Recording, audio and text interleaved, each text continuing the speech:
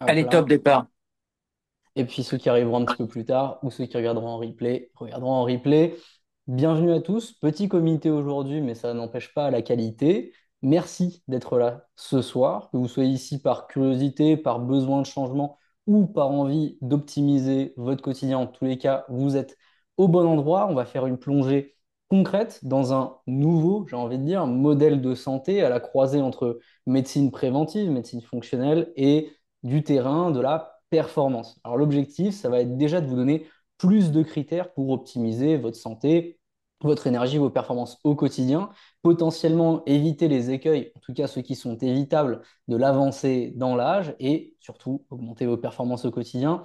Donc ce soir, on est sur un webinaire assez unique puisque vous allez avoir l'avis de deux milieux différents mais complémentaires, les compétences de terrain issues du sport à haut niveau que je représente. Je me rappelle, je m'appelle Andrea, je suis ex-sportif de haut niveau, notamment dans les sports de force. Et bien évidemment, les compétences du côté de la médecine, médecine préventive, du docteur Denis Quester, que j'introduis en dernier, pas pour lui faire de l'ombre, mais plutôt pour lui laisser le temps de se présenter. Bonsoir Denis, comment vas-tu? Eh ben, très très bien, merci Andrea. Bonsoir à toutes et à tous. Alors effectivement, là, comme disait Andrea, c'est quelque chose d'assez assez unique parce que, comme il le disait, nos terrains sont différents mais largement complémentaires. Et c'est important de comprendre ça parce que bien souvent, on oppose longévité et performance, en ce sens que parfois les personnes vont ignorer la longévité au profit de la performance ou vice-versa. C'est vrai que par exemple, quand on regarde des bodybuilders, pour moi, les bodybuilders, c'est des mecs incroyables en termes de performance. Je ne parle pas de leur capacité de soulever des choses, je parle de la culture de leur corps. Pour moi, c'est des biohackers de fous furieux, mais bien souvent, ils font ça au détriment de leur longévité. Et c'est OK, après tout, tout le monde peut avoir ses propres objectifs. D'autres personnes vont plutôt privilégier une vie beaucoup plus simple, beaucoup plus souple, beaucoup plus sereine, beaucoup plus je dirais presque, je sais pas, naturel, avec tout le respect que ce mot peut avoir, mais au détriment d'une performance au quotidien. Donc l'idée, c'est de montrer comment on peut allier les deux pour pouvoir à la fois avoir la performance, mais également la longévité. Super, super intro. Ce webinaire, il est organisé au sein de la Biohacking Conciergerie. Hop là, on a une nouvelle personne qui rentre. Donc, ce webinaire, il est organisé au sein de la Biohacking Conciergerie. C'est une alliance entre, du coup, médecine préventive et fonctionnelle et l'optimisation de terrain. Ici, on parle de préparation physique, de nutrition performance, de supplémentation, mais aussi de préparation mentale. La conciergerie, c'est une offre par Novocy Energy que je représente. C'est notre offre à l'heure actuelle la plus complète, et si ce n'est la plus complète du marché, c'est pas pour se vanter, mais pour couvrir tout le spectre de la longévité et de la performance. On a besoin de l'alliance des deux. On a besoin d'une part d'analyse, qu'elle soit médicale, mais aussi de terrain, de bilan issu de ces analyses pour vous connaître un petit peu mieux, voire même beaucoup mieux, y voir plus clair, et ensuite développer des protocoles, des programmes sur mesure, avec un accompagnement évidemment 7-7 pendant un an. C'est ici que la présentation produit se termine. Mais avant ça, un petit cadeau pour tous ceux qui veulent en savoir plus sur les prérequis de la longévité, savoir un petit peu où vous en êtes. Vous allez avoir dans le chat plutôt que dans les commentaires un lien. C'est un lien d'un test biohacking pour évaluer du coup, vos niveaux de biohacking entre longévité et performance. Et à la clé de ce test, vous aurez une consultation offerte. Donc pour tous ceux qui sont intéressés, n'hésitez pas à cliquer dessus. Je mets le lien tout de suite. On est prêt, Denis? Allez, Super. Bah, écoutez, on va couvrir 10 questions clés relatives au biohacking et relatives du coup à la médecine et à la performance. On va commencer avec des questions qui sont communes avec toi, Denis, principalement. Et j'ajouterai mon petit grain de sel aussi en parallèle. Je vous partage l'écran tout de suite. Première question, un petit peu, j'ai envie de dire, corrosive, mais essentielle. Pourquoi la médecine classique échoue face aux enjeux de ceux qui veulent plus, de ceux qui veulent performer? Est-ce que tu as déjà un point de vue? J'ai mis quelques bullet points clés hmm. sur le slide, mais est-ce que tu as déjà un premier point de vue, Denis, là-dessus? Oui, alors déjà, pour quelques mots de présentation pour ceux qui ne me connaîtraient pas, donc Dr Nicolas Serre, je suis médecin anesthésiste réanimateur en clinique à Paris. Je m'intéresse énormément à la santé corps-esprit déjà depuis des années, puisque en plus d'être médecin anesthésiste, je suis coach et instructeur en hypnose. Et je m'intéresse à tout ce qui est longévité, performance depuis à peu près une dizaine d'années, hein, puisque j'ai passé des diplômes universitaires de médecine dite anti-âge, en tout cas de prévention du vieillissement. Donc, je m'intéresse vraiment à ce domaine depuis longtemps et je me suis dit, il y a quelques années, ben, comment on pourrait regrouper tout ça et aller non plus vers uniquement de la prévention, mais aller chercher un peu de l'optimisation. Et en fait, j'ai découvert un petit peu comme Monsieur Jourdain qui faisait de la prose sans le savoir que je faisais du biohacking. Et c'était il y a 4-5 ans. Donc à l'époque, j'ai écrit le premier livre en français sur le sujet. Et puis ensuite, voilà, fort heureusement, ce concept s'est un peu diffusé avec des personnes comme Andrea qui, avec tout son bagage, a adapté ça à sa culture et à son background. Voilà, donc là, c'est par rapport à quelques mots de présentation. Alors, concernant la médecine classique, elle n'a pas du tout pour vocation de prévenir, hein. C'est vrai que dans mes années de médecine, j'ai eu très, très peu de cours sur la prévention, pour pas dire aucun. Donc c'est très très peu mis en valeur. De même que l'aspect mental, hein, par exemple, est très très peu mis en valeur. J'ai eu des cours de pharmacologie extrêmement poussés, surtout en tant qu'anesthésiste, hein, puisqu'en tant qu'anesthésiste, on est très fort en pharmacologie, en physiologie, mais je n'ai jamais eu de cours sur, par exemple, l'effet placebo, alors qu'on sait très bien que c'est quelque chose qui marche extrêmement bien, qui est extrêmement puissant.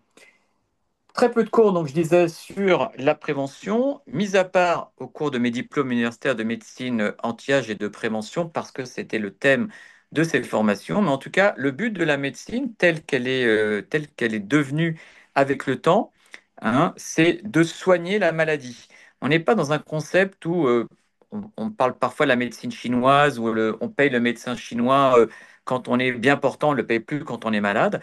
On n'est pas du tout dans ce concept en France, on est carrément dans un concept euh, réactif. Nous sommes à la recherche d'une maladie, nous faisons des diagnostics à travers des symptômes et nous soignons les symptômes, les maladies.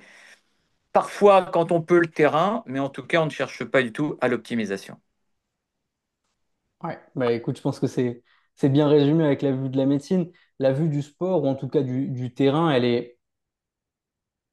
en fait, elle fait le chemin inverse. C'est-à-dire que avec les attentes du sport, on est confronté à certaines frictions par rapport à la médecine, notamment tout ce qui est médecine générale, médecin de famille.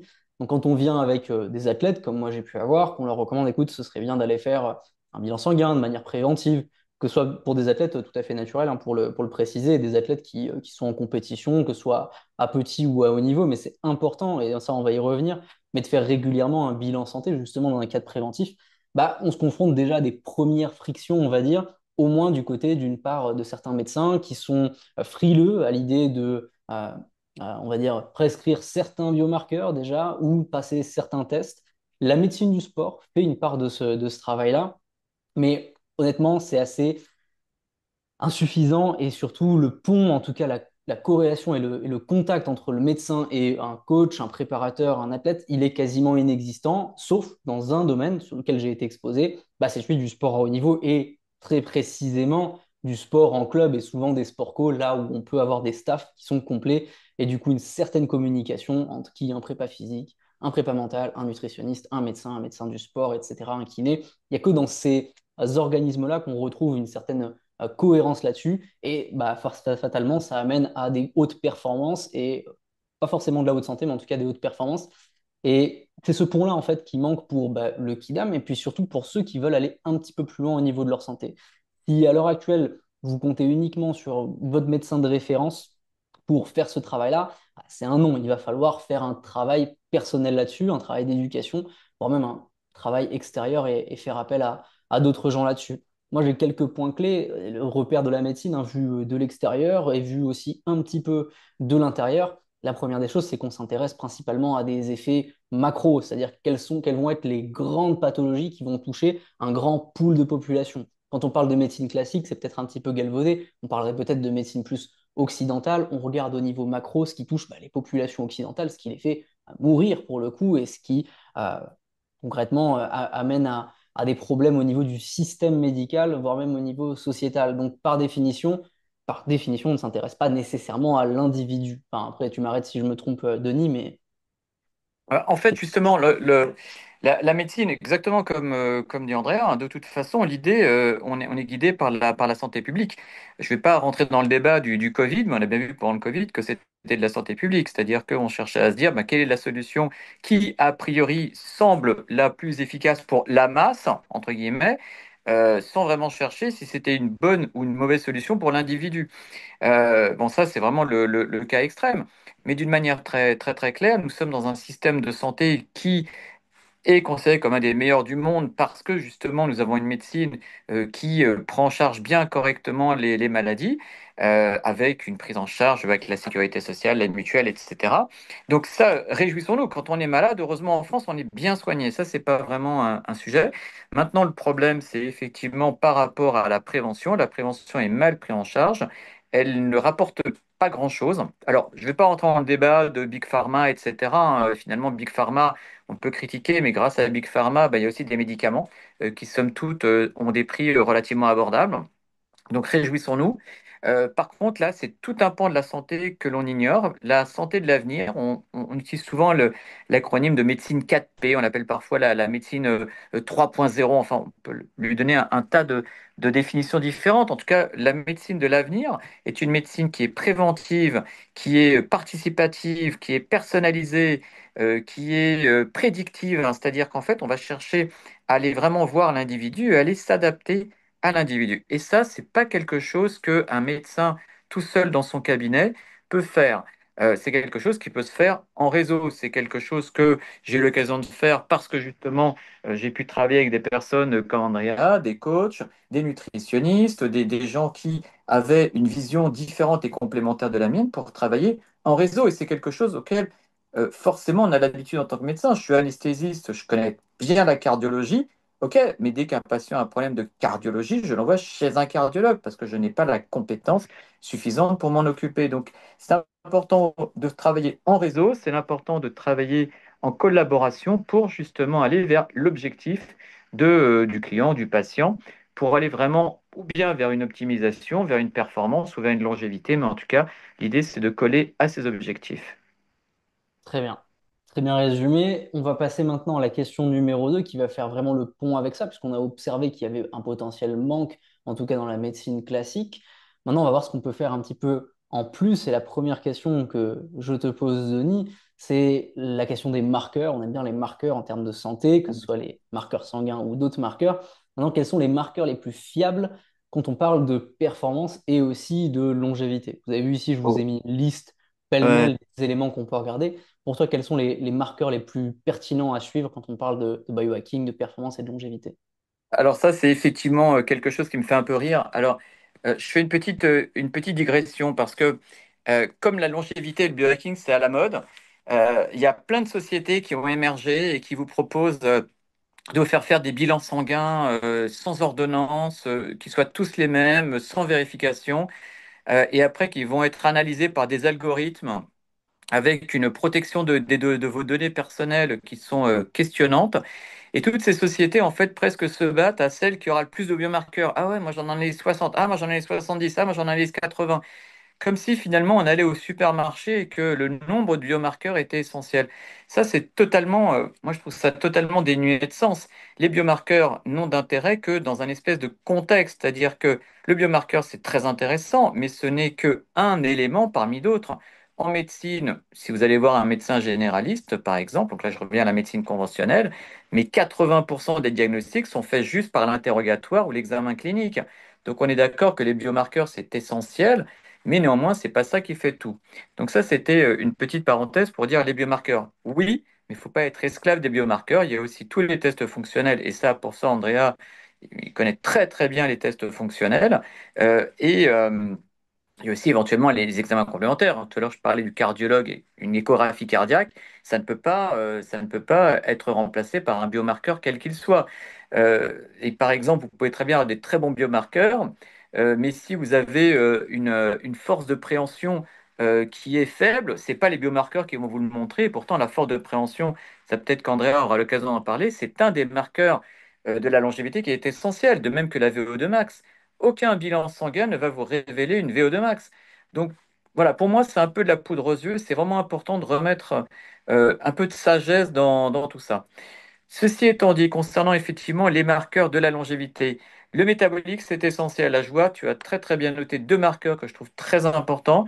La glycémie, effectivement, plus particulièrement l'hémoglobine glyquée qui va refléter le niveau de glycémie sur les semaines précédentes, et le HOMA qui est un facteur qui est pas forcément très regardé par les médecins, puisque souvent il n'est pas connu des médecins, qui est un facteur prédictif et extrêmement précoce de la résistance à l'insuline, c'est-à-dire d'un pré-prédiabète. Tu parles de marqueurs hormonaux parfaits aussi. Le cortisol, c'est une hormone dite hormone de stress, mais c'est également une hormone qui est extrêmement importante à suivre. Trop de cortisol, trop de stress, ça peut augmenter justement la résistance à l'insuline. La DHEA, c'est une pré-hormone qui est très connue. Et encore, il y a même une hormone encore plus qui va encore avant qu'on appelle la prénénolone. Tout ça, c'est des hormones qui permettent d'explorer tout le terrain hormonal et plus particulièrement des hormones sexuelles, hein, comme tu l'as mis, testostérone, mais aussi œstrogène, progestérone. Donc ça, c'est pour les marqueurs qui sont biologiques. Tu parles, je saute là la HRV, qui fait typiquement partie des marqueurs physiologiques et non pas biologiques, mais qui sont essentiels. Tu mentionnes l'inflammation, c'est essentiel. Là encore, l'inflammation silencieuse, c'est quelque chose que bien souvent on néglige, et pourtant la CRP ultra sensible est un marqueur très très précoce de l'inflammation. On peut détecter des inflammations à un stade très initial, et on sait que plus on prend tôt de l'inflammation, plus on a de la chance de la réverser. Ensuite, tu passes aux micronutriments. Oui, il y a des carences. Alors les carences les plus classiques, hein, on sait très bien, c'est le magnésium, l'oméga 3, la vitamine D, hein. Donc là, de toute façon, il faut facilement se supplémenter avec ça. Et les micronutriments, les compléments alimentaires, là encore, plein de personnes jurent que par les compléments alimentaires. Il y en a qui ne jurent que par les biomarqueurs, il y en a qui ne jurent que par les compléments alimentaires. Les compléments alimentaires, oui, mais à condition que on sache vers quoi on va. Est-ce qu'il y a vraiment un déficit? Est-ce que ça sert vraiment de se supplémenter, je dis n'importe quoi, en fer, alors qu'on a des marqueurs du fer qui sont totalement normaux? Donc de toute façon, la supplémentation, c'est uniquement une fois qu'il y aura eu un check. Et tu termines par la thyroïde, effectivement, essentielle pour le métabolisme. Donc vraiment, tout ça, c'est des marqueurs qui sont extrêmement importants dans la performance et la longévité. Voilà, j'espère que j'ai pas été trop long dans ce mini cours magistral sur les bilans. Non, non, mais c'est très bien que tu aies revu ces marqueurs-là. Je pense que ce qui est important à se mémoriser, c'est que les biomarqueurs précisément, ça va être une grille d'informations sur l'individu. Ils vont nous dire beaucoup de choses, hein, pas de souci, mais ça reste une grille consultative parmi d'autres. C'est un test parmi d'autres. Les marqueurs maintenant, au sens un peu plus macro, qui vont être importants et qui vont surtout vous impacter au quotidien. Alors, il y en a certains qui peuvent se retrouver, dont la réalité peut se retrouver sur des marqueurs biologiques, mais il y a des marqueurs aussi qui vont vous impacter au quotidien tout au long de votre vie et pas simplement dans une vue de longévité quand j'aurai X années et qu'est-ce qui va me tuer, etc. On n'est pas que dans une approche comme ça, on a des marqueurs plus sensibles et bien souvent ces marqueurs-là, on peut les extrapoler avec des marqueurs fonctionnels, des tests fonctionnels, on appellerait du coup des tests de terrain. Simplement, c'est l'aspect performatif qui va avoir un impact réel sur vos niveaux d'énergie au quotidien. Ici, il y a un marqueur qui est extrêmement intéressant, c'est un marqueur qui est le HRV, donc la variabilité de la fréquence cardiaque, qui dit beaucoup de l'activité du système nerveux, de la performance d'un individu.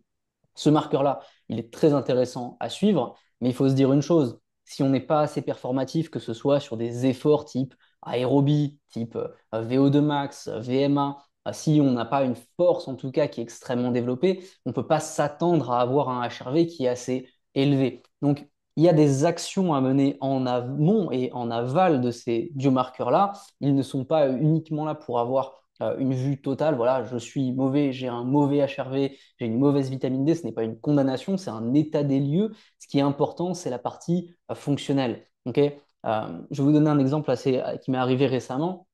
J'ai mon HRV que je suis avec ma Whoop. Ok. Mon HRV récemment, il a baissé. Pourquoi? J'ai fait une semaine de vacances. Le HRV, il baisse. Ok. Jusqu'ici, pas de souci. Mon HRV, il est descendu de taux qui étaient très optimaux, au-dessus de 150, à des taux qui sont autour de 110, 110, 120, et maintenant 130, ça remonte tranquillement. Si j'écoute uniquement mon outil de monitoring, c'est-à-dire le marqueur pour le coup, il va me dire que ça va pas parce que je suis descendu très bas ou en tout cas il y a eu un delta entre mon pic et l'endroit où je suis maintenant.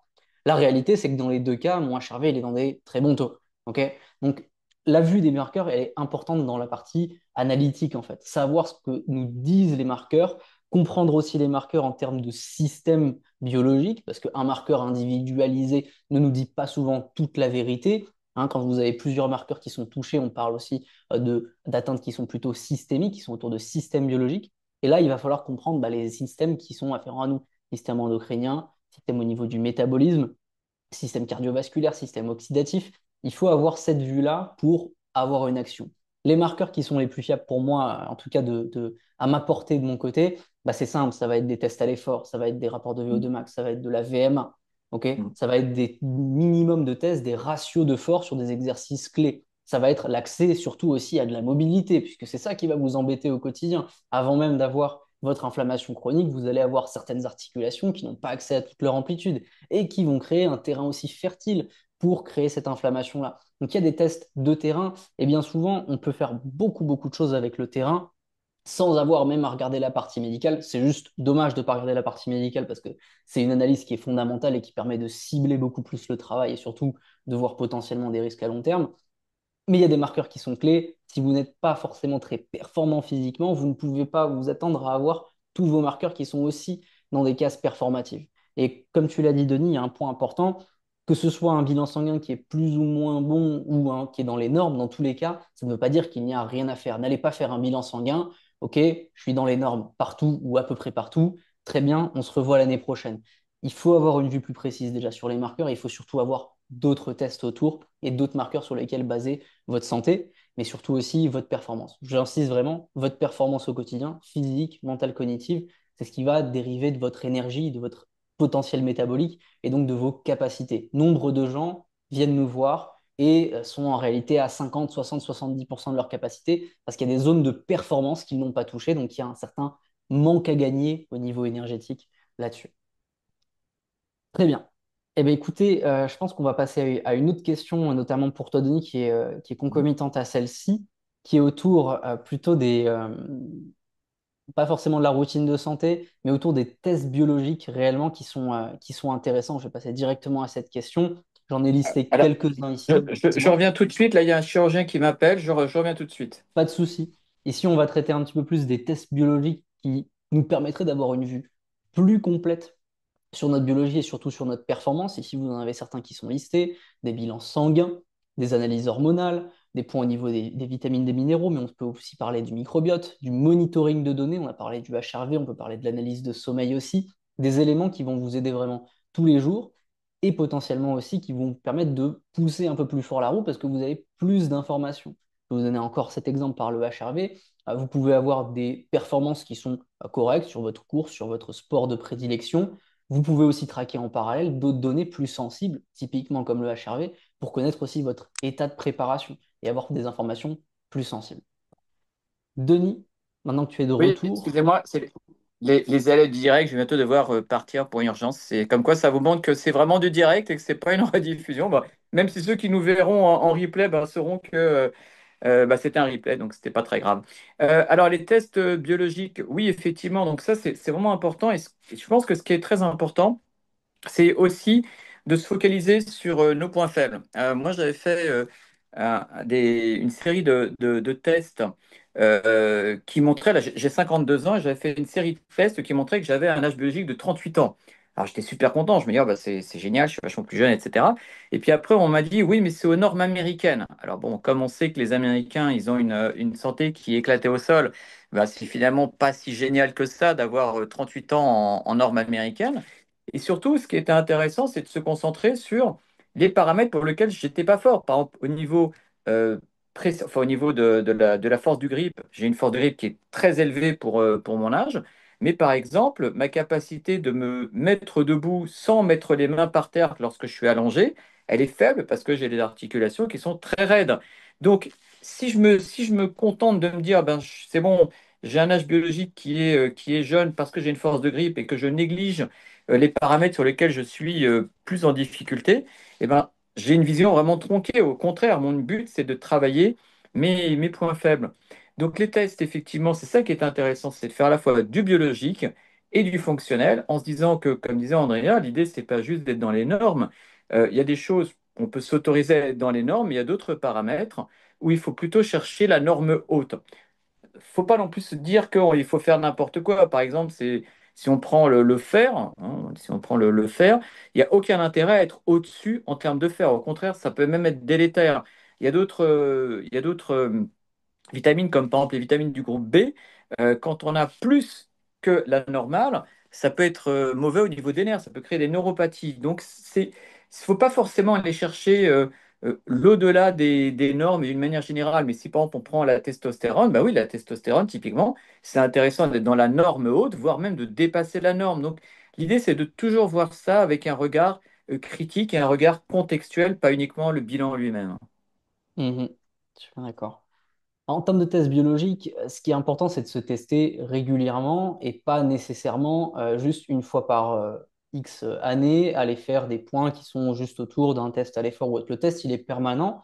Pourquoi? Parce qu'on va être, j'allais dire tué, c'est un petit peu fort comme mot, mais en tout cas, ce qui va nous affecter plus tard, bah, ça va être le maillon le plus faible. Ça va pas forcément être le maillon le plus fort. Toi, tu l'as mentionné, Denis, avec la force de préhension, mais à mettre en comparaison d'articulations qui sont très raides. Alors, la force de préhension, c'est super. La force de préhension, d'ailleurs, je tiens à le dire, elle est extrêmement mécanique, elle est très morphologique, hein, c'est simple, si vous avez des très grandes mains, potentiellement, vous allez avoir une force de préhension naturellement supérieure. Si vous avez des plus petites mains, moins.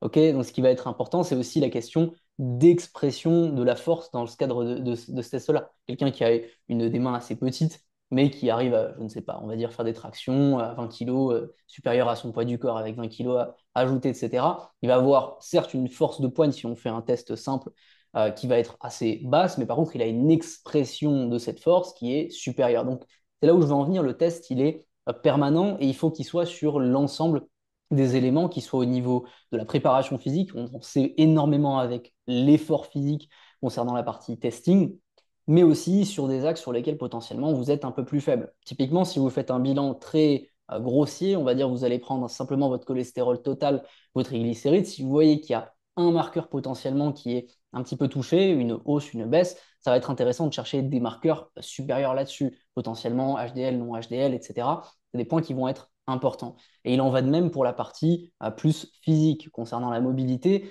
C'est bien de savoir faire un squat typiquement au poids du corps. Ok, mais quid de chacune des articulations? Qu'est-ce qui se passe au niveau de la cheville? Qu'est-ce qui se passe au niveau du genou? Qu'est-ce qui se passe au niveau de la hanche? Et potentiellement, qu'est-ce qui vous limite et qu'est-ce qui vous limitera dans le temps long? C'est cette approche-là qui est préventive et qui vous permet d'axer votre travail sur des éléments plus précis, que ce soit par la nutrition, ok, mes triglycérides sont assez élevés, il y a forcément quelque chose qui se joue du côté de la nutrition. J'ai un axe autre que simplement aller suivre une méthodologie bête et méchante.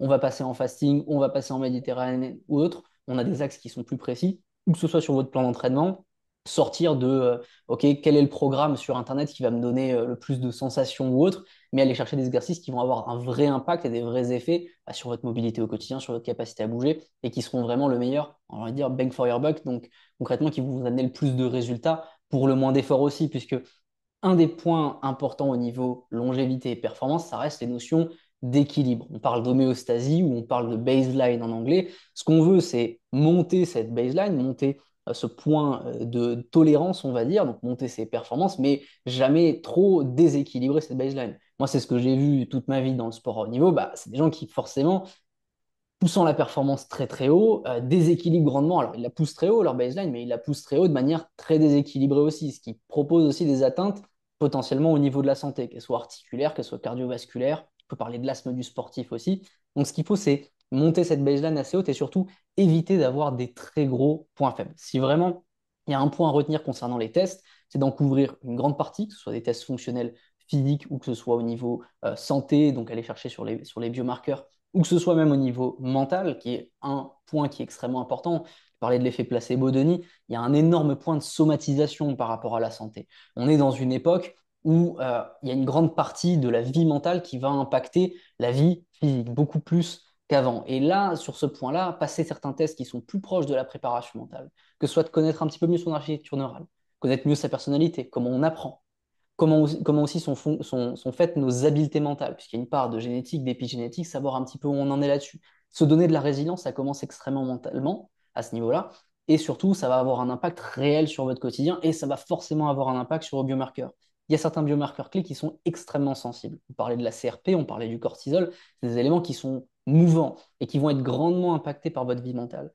Donc, pour ce qui est des tests, au-delà même d'avoir un test en particulier à passer, il faut savoir couvrir un petit peu toutes les bases, tant du côté santé que du côté physique. On parle souvent de mobilité ici et de ratio de force, donc d'expression de la force qui vont être des marqueurs très importants, mais aussi d'aérobie, que ce soit des tests VAMEVAL, des tests à l'effort.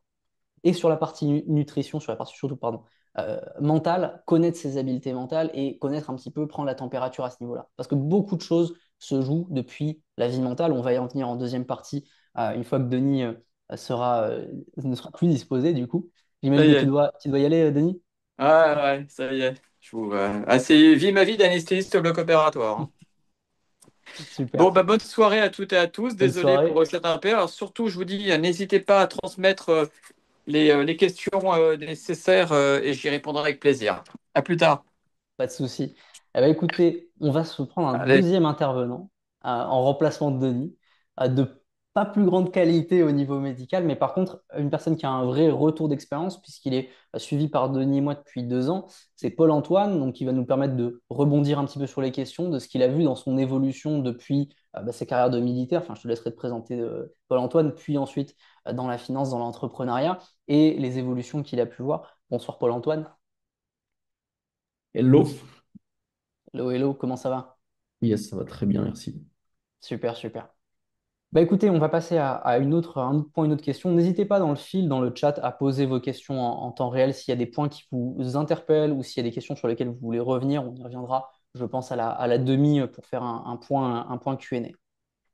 Je vous parlais de la vie mentale notamment. Il y a un point qui est assez important, c'est celui, hop là, laissez-moi le retrouver, celui du stress et du stress chronique. L'impact du stress est extrêmement, extrêmement important dans notre vie, qu'elle soit performative ou qu'elle soit au niveau de la santé. Ce sont ces éléments-là qui vont perturber énormément de systèmes. Le cortisol, il est corrélé à une perturbation à la fois du système métabolique, mais aussi du système cardiovasculaire.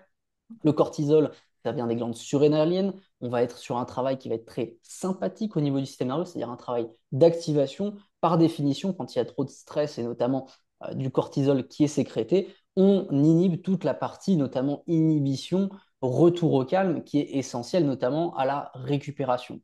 Et là, dans ce cadre précis, vous pouvez faire toute l'activité physique que vous voulez. Alors, ça peut compenser un petit peu, mais si le stress il est présent de manière endogène, c'est-à-dire dans votre espace Et mental, au quotidien, eh ben, tout simplement, on aura toujours un impact du stress et on aura beaucoup moins de récupération et cette récupération ne vous permettra pas d'atteindre cette fameuse homéostasie. Je sais que le sujet du stress, c'était quelque chose d'assez important et toujours important chez toi, Paul-Antoine. Euh, Mhm. Est-ce que tu as des observations déjà là-dessus? Euh, Sujet important en tant que sportif depuis très jeune, cuisinier et par la suite militaire et ensuite entrepreneur dans la finance. Donc des métiers extrêmement assujettis au stress. Après, effectivement, ça touche les entrepreneurs et les athlètes, mais on peut également le voir chez pas mal chez pas mal de personnes, on va dire, avec des profils plus classiques comme les employés, etc. Et j'avoue avoir été assujetti à tous ces marqueurs, assez dans l'extrême. Mhm. Il y a un point très important avec Paul-Antoine, c'est aussi le point de la soutenabilité du stress. On voit Mm. souvent le stress comme quelque chose à éviter, à sortir vraiment de notre vie, en tout cas d'éviter les perturbations autour du stress. On ne parle pas souvent, par contre, de la tolérance au stress, c'est-à-dire la capacité à accumuler le stress et à faire qu'il ne soit pas contre-productif pour nous. Le cas intéressant avec Paul-Antoine, c'est qu'on a quelqu'un qui est soumis au stress par nature, j'ai envie de dire, par le milieu où tu as évolué. Donc, que ce soit l'armée, que ce soit la cuisine, pour ceux qui connaissent un petit peu le monde de la cuisine, c'est juste une sous-armée, mais qui fait des Mhm. pâtes, globalement. Je suis famille de cuisiniers aussi, donc je sais de quoi je parle. Il y a cette question de tolérance et qui est importante en premier lieu, j'ai envie de dire, à monter en termes de compétences. On veut être capable d'accepter le stress et pour ça, ça se joue déjà au niveau biologique. Je reviens un petit peu sur ma rengaine autour de la préparation physique, mais une des meilleures voies d'entrée de mieux tolérer le stress, eh bien, c'est un principe de surcompensation. On emmène notre corps très très haut en termes d'intensité sur un temps réduit dans un environnement qui est sécuritaire où il y a forcément de la sécurité, mais surtout qui est contrôlé. Dans ce cadre-là, on fait monter les marqueurs biologiques, les marqueurs physiologiques très très haut. Et cet élément de stimulation-là va permettre une réponse métabolique, c'est ce qu'on appelle le stress hormétique, une réponse métabolique qui va être supérieure et qui va faire que bah, les éléments, les challenges qu'on va avoir, que ce soit dans notre journée, au quotidien ou que ce soit au plus long terme, vont paraître beaucoup plus faciles à tenir. Ça, c'est un travail que par nature, toi, tu as fait, Paul-Antoine. Est-ce qu'il a été suffisant, ce travail-là? Non, mais comme tu dis, je l'ai fait par nature, j'ai fait très inconsciemment, déjà beaucoup plus jeune, beaucoup plus résistant, on va dire, au burn-out, ce genre de choses. Dû au fait que je baigne dedans, je m'en suis pas rendu compte pendant énormément longtemps. Euh, que, que tout ce sport avait un impact en fait de résistance. Et c'est d'ailleurs en réduisant le sport, dû au fait que je suis passé de cuisinier armé à entrepreneur, où forcément physiquement tu bouges moins, où j'ai eu beaucoup plus d'effets de stress, etc. Et, euh, Voilà. surtout la soutenabilité que tu as mentionné, qui est particulièrement à mentionner dans le sens où on peut s'y exposer extrêmement, mais ça se terminait toujours avec des blessures physiques ou des fatigues chroniques qui, à mon avis, sont plus psychologiques, etc. Il y a une vraie notion d'alignement entre le stress qui est perçu et le stress réel. Toi, tu as eu Mm. un parcours où le stress était élevé par nature, tu as changé d'environnement et tu t'es retrouvé dans un environnement qui était beaucoup plus simple à contrôler, de manière endogène, qui était moins stressant, mais par contre, le stress, il se posait beaucoup plus, il était beaucoup Mm. plus autodéterminé, et c'était pas forcément, c'était pas de la motivation externe, c'était beaucoup plus en interne, et ça a Mm. été difficile à gérer. Et ça, c'est un point important dans l'entrepreneuriat comme dans tous les cœurs de métier. En réalité, on va avoir des pics d'intensité et on va avoir des pics de moindre intensité. C'est normal, c'est cyclique, c'est la vie. C'est ce qui se passe dans le sport aussi. La différence dans le sport, c'est qu'on regarde attentivement ces cycles-là. Quand un sportif va monter en puissance jusqu'à sa compétition, on sait très bien qu'on va faire quelque chose de très différent après sa compétition, ce qu'on appelle pivoter. Et ça, c'est un point important. Le problème de la vie commune et de l'entrepreneuriat aussi, c'est qu'on ne considère pas les cycles. On considère à la limite les saisons, on considère un petit peu les années, mais on n'a pas une vue précise sur les cycles qui nous sont imposés. Le premier des cycles, et notamment qui est lié à ce stress chronique et le cycle à respecter, c'est le cycle et le rythme circadien. Ça, la première des choses, c'est la base, c'est respecter ce rythme circadien. Pourquoi respecter ce rythme circadien? Au-delà du bon sens de mes ancêtres ont fait comme ça et les ancêtres de mes ancêtres ont fait comme ça, au-delà de ça, de la nature innée, il y a une notion aussi de respect des cycles biologiques. On a des cycles biologiques matin, midi, après-midi, soir, et se désaffilier de ces cycles biologiques-là, bah, c'est potentiellement créer des disruptions. On parlait du cortisol ici. Le premier syndrome, il n'est pas totalement nécessairement lié au cortisol, celui qui est pris le matin, mais il est bien souvent lié au cortisol qui est pris le soir. C'est ce qu'on appelle un syndrome de cortisol inversé, c'est-à-dire un pic de cortisol qui va être très haut le soir et qui va être finalement relativement assez bas, voire même très bas le matin. C'est pour ça que c'est important, on parlait de marqueurs biologiques, de ne pas simplement les prendre au moment qui paraît être le plus évident, mais aussi à des moments qui sont plus stratégiques. Quelqu'un qui subit énormément de stress, mais qui potentiellement a des bons résultats de cortisol le matin, ça peut être intéressant d'aller regarder notamment le cortisol le soir pour voir s'il n'y a pas une disruption qui s'est créée. Mais le premier rythme et le premier cycle à respecter, c'est ce rythme circadien. Les deuxièmes cycles, eh bien, ils vont être forcément journaliers, mais ensuite ils vont être hebdomadaires, ils vont être mensuels, ils vont être trimestriels. Le cerveau aime fonctionner en cases, il aime se repérer. Notre cerveau, c'est une grande map en fait, et il aime bien savoir où est-ce qu'il met les pieds. On aime mettre les gens dans des cases, qu'on le veuille ou non, que ce soit dans notre personnalité ou dans notre éducation ou pas. Quand j'ai présenté Paul-Antoine, le bon Paul-Antoine, je le connais très bien, mais je l'ai présenté comme ex-militaire, ex-cuisinier et maintenant entrepreneur dans la finance. Le cerveau aime pouvoir identifier les gens pour qu'ils aient un rôle et un rôle fonctionnel. Et bien, c'est pareil pour notre vie. Il y a deux éléments qui sont importants dans le cerveau. Ça va être le subconscient et le conscient. Le conscient, il va vivre l'instant. Il va avoir des envies très différentes, parfois même très frontales, très reptiliennes. J'ai faim, j'ai soif, j'en ai marre, j'ai envie de changer. Tout ça, ça va être très frontal, mais aussi très conscient. Il va y avoir aussi la part de subconscient. La part de subconscient, c'est celle qui enregistre les informations depuis finalement très longtemps, depuis toute notre vie, ou au plus tôt depuis la dernière décision qu'on a prise. C'est-à-dire aujourd'hui, ça va être une journée où je vais travailler à fond, ou aujourd'hui, ça va être une journée relax. Et notre subconscient et notre conscient, ils vont travailler en boucle de rétroaction. C'est-à-dire qu'ils vont se vérifier en permanence si ce que je fais à l'instant T dans le conscient est affilié avec ce que j'ai mis dans mon subconscient la semaine dernière, ce matin ou autre. Une des premières manières de baisser le stress, c'est de baisser les frictions, ok, entre notre subconscient et notre conscient. C'est-à-dire que notre processus décisionnel de base, il soit affilié avec les actions qu'on entreprend. Et là, il y a un sujet qui est extrêmement important là-dessus. C'est le sujet notamment du multitasking qui est présent de partout dans notre vie. Alors, qui est présent en tant qu'être humain de base, hein, surtout pour ceux qui ont une famille, vous connaissez ça très bien, mais aussi très lié à l'époque moderne, puisqu'on a de la stimulation à peu près partout. On a des comptes à rendre un petit peu à tout le monde, que ce soit à notre réseau proche ou à nos réseaux sociaux pour ceux qui y sont le plus exposés. Le multitasking est un poison dans cette relation entre le conscient et le subconscient, puisqu'en permanence, le subconscient va dire, OK, on n'est pas en train de faire la tâche qu'on avait dit qu'on allait faire là maintenant. On est en train de regarder le téléphone, on est en train de répondre à un message. On ne se donne pas l'opportunité d'être déjà très bon sur une monotâche et on va directement chercher sur le multitâche. Réduire le bruit au niveau mental, c'est le premier impact positif que vous pourrez avoir, notamment sur votre cortisol, sur votre stress. C'est le premier élément. Et le deuxième, bah, ça va être de créer ces objectifs et surtout de les mettre au sens du conscient. Ça, c'est un point très important. On parle souvent de journaling, de créer des objectifs. Tout ça, il faut que ça ait une vertu uniquement de clarification, d'update. Vous avez un cerveau, c'est comme un logiciel. C'est un logiciel extrêmement performant d'ailleurs qui essaye d'être reproduit avec l'IA en ce moment. C'est un logiciel qu'il faut updater régulièrement et pas uniquement dans ce qu'on stocke en subconscient. Il faut savoir aussi le mettre sur le conscient et arriver à le mettre soit sur des mots, soit dans des conversations, soit sur papier. C'est des exercices qui sont extrêmement importants à faire pour être sûr qu'on est toujours sur la bonne ligne.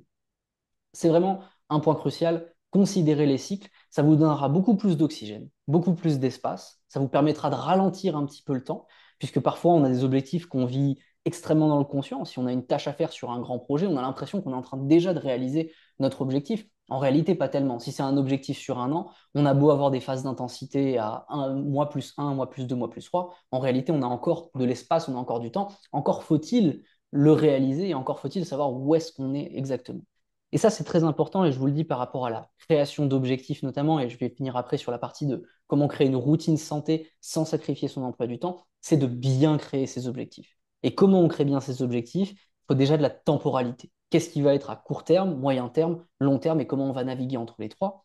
Et surtout, quels sont, vous le savez si vous êtes entrepreneur, quels sont les KPI, quels sont les marqueurs importants à connaître sur ces objectifs-là? C'est pas le problème de poser des objectifs, c'est le problème de ne pas savoir où est-ce qu'on met les pieds. Quand je donne un objectif qui est extrêmement challengeant, c'est une des métriques notamment quand on crée un objectif, eh bien, je sais que par nature, il ne va pas être facile. Donc, on ne peut pas s'attendre à de la facilité. Et si on l'a ancré, si on l'a mis sur papier, on sait en permanence que cet objectif-là, toutes les tâches qui vont être autour de ça, vont être autour du challenge. Donc, ils ne vont pas être faciles par nature. Ça, c'est un point important. Il y a aussi l'état motivationnel. Il y a des objectifs qu'on se crée par définition, qui nous paraissent évidents pour notre avancement personnel, professionnel ou autre, mais en réalité sur lequel notre motivation elle peut être assez basse. Et ça, c'est pas un problème. Vous n'êtes pas forcé de créer des objectifs qui sont uniquement extrêmement motivants. C'est même un petit peu un mauvais signe que tous vos objectifs soient extrêmement motivants. Il y a un point qui est extrêmement important, notamment en étude du système nerveux, c'est qu'on a une pente naturelle. Okay, on a une pente qui est affiliée notamment à un modèle de fonctionnement plutôt génétique, il y a une réalité biologique autour de nos neurotransmetteurs, autour de comment notre cerveau fonctionne. Il y a plusieurs profils là-dessus, mais il va y avoir des points forts et des points faibles. Notre cerveau, si on le laisse dans sa pente naturelle, il va nous donner beaucoup de nos points forts, mais il va nous donner aussi beaucoup de nos points faibles. Si vos objectifs sont créés toujours avec un processus motivationnel fort, il y a de grandes chances que vous fidez, que vous nourrissiez votre pente. Et dans votre pente, il y aura du bon et du moins bon. Donc la création d'objectifs, elle est importante et il faut mettre des métriques derrière pour savoir où on met les pieds et surtout se donner un point au niveau de la temporalité et de l'organisation. Le stress, c'est de la soutenabilité, donc c'est-à-dire une capacité à le soutenir, une capacité à proposer de l'intensité, à soutenir l'intensité. Ça se joue au niveau biologique, ça se joue aussi au niveau de la vie mentale. Et le deuxième pan, c'est uniquement de l'organisation. Et pour ça, la préparation mentale, c'est plutôt pas mal là-dessus, puisqu'on est moins sur de la thérapie cognitive, aller chercher dans le passé pour trouver des réponses dans le futur, mais surtout avec quelles cartes on joue à l'heure actuelle et quels objectifs, quels points on aimerait résoudre, sur lesquels on aimerait s'améliorer et vraiment quelle carte on a en main. Ça, c'est un point important dans notre vie mentale. On est tous ancrés dans notre passé, dans nos limites, dans nos facilités aussi par rapport à notre passé. On est constamment en comparaison avec le nous de cycles antérieurs, il y a 1 an, il y a 2 ans, il y a 3 ans, il y a 10 ans, ce que j'étais capable de faire dans mon travail, ce que j'étais capable de faire au niveau sportif. Il faut d'abord, je pense, considérer la partie des cartes qu'on a en main. Et quand on considère d'abord les cartes qu'on a en main, on peut que être plus satisfait des efforts qu'on va mettre, puisqu'on ne va pas être en élément de comparaison en permanence. Ça, c'est un point important. Concernant le stress, Paul-Antoine, est-ce que tu as des éléments à rajouter, des choses, des petits tips que tu voudrais donner aux gens qui le subiraient à l'heure actuelle? Qu'il subirait, écouter les signaux d'alerte, je dirais. C'est quoi les signes d'alerte pour toi qui sont les plus pertinents? Hum, je pense que les signaux d'alerte physiques sont les plus palpables, en quelque sorte, les plus simples à détecter, je dirais. Il faut savoir une chose, quand on a une atteinte au niveau mental, la somatisation, donc le retour sur le corps, c'est ce qui arrive en réalité le plus tard. Ok. Donc quand il y a une atteinte au niveau physique, c'est qu'il y a quelque chose qui se joue depuis très longtemps. On le voit souvent dans le cadre des burn-out. Le cadre du burn-out, c'est pas le moment où on est extrêmement stressé en réalité, c'est le moment d'après, c'est-à-dire quand on est désensibilisé au niveau du système nerveux et qu'on n'arrive plus à produire l'effort, on n'arrive même plus à produire ce stress, ce cortisol. Ça, c'est le point un petit peu de non-retour. OK? Et ça, c'est très pertinent ce que tu dis sur écouter les signaux, pas uniquement les signaux faibles, mais aussi certains signaux forts, c'est-à-dire les pics d'intensité qui se font à des moments où ça ne devrait pas être le cas. Mhm. Le fait d'être extrêmement stimulé, monitorer certaines métriques comme le HRV potentiellement aussi, ça peut être une aide, mais vraiment écouter le moment où vous êtes en surstimulation, où vous arrivez à objectiver, parce que ça arrive, on a de la clarté là-dessus, que là, vous êtes en surproduction, en surmenage. C'est ce moment-là qui va être important pour mettre des choses en place, mettre des actions en place et des actions concrètes. Le moment où vous allez être vraiment dans le burn-out, le moment où vous allez somatiser, ok, où il va y avoir, ça peut être de l'anxiété qui peut découler de ça. Ça va aussi nourrir certains points qui sont très proches de la génétique. Certains vont faire des aigreurs d'estomac, certains vont faire des migraines. Il y a des points qui sont très différents selon les personnes.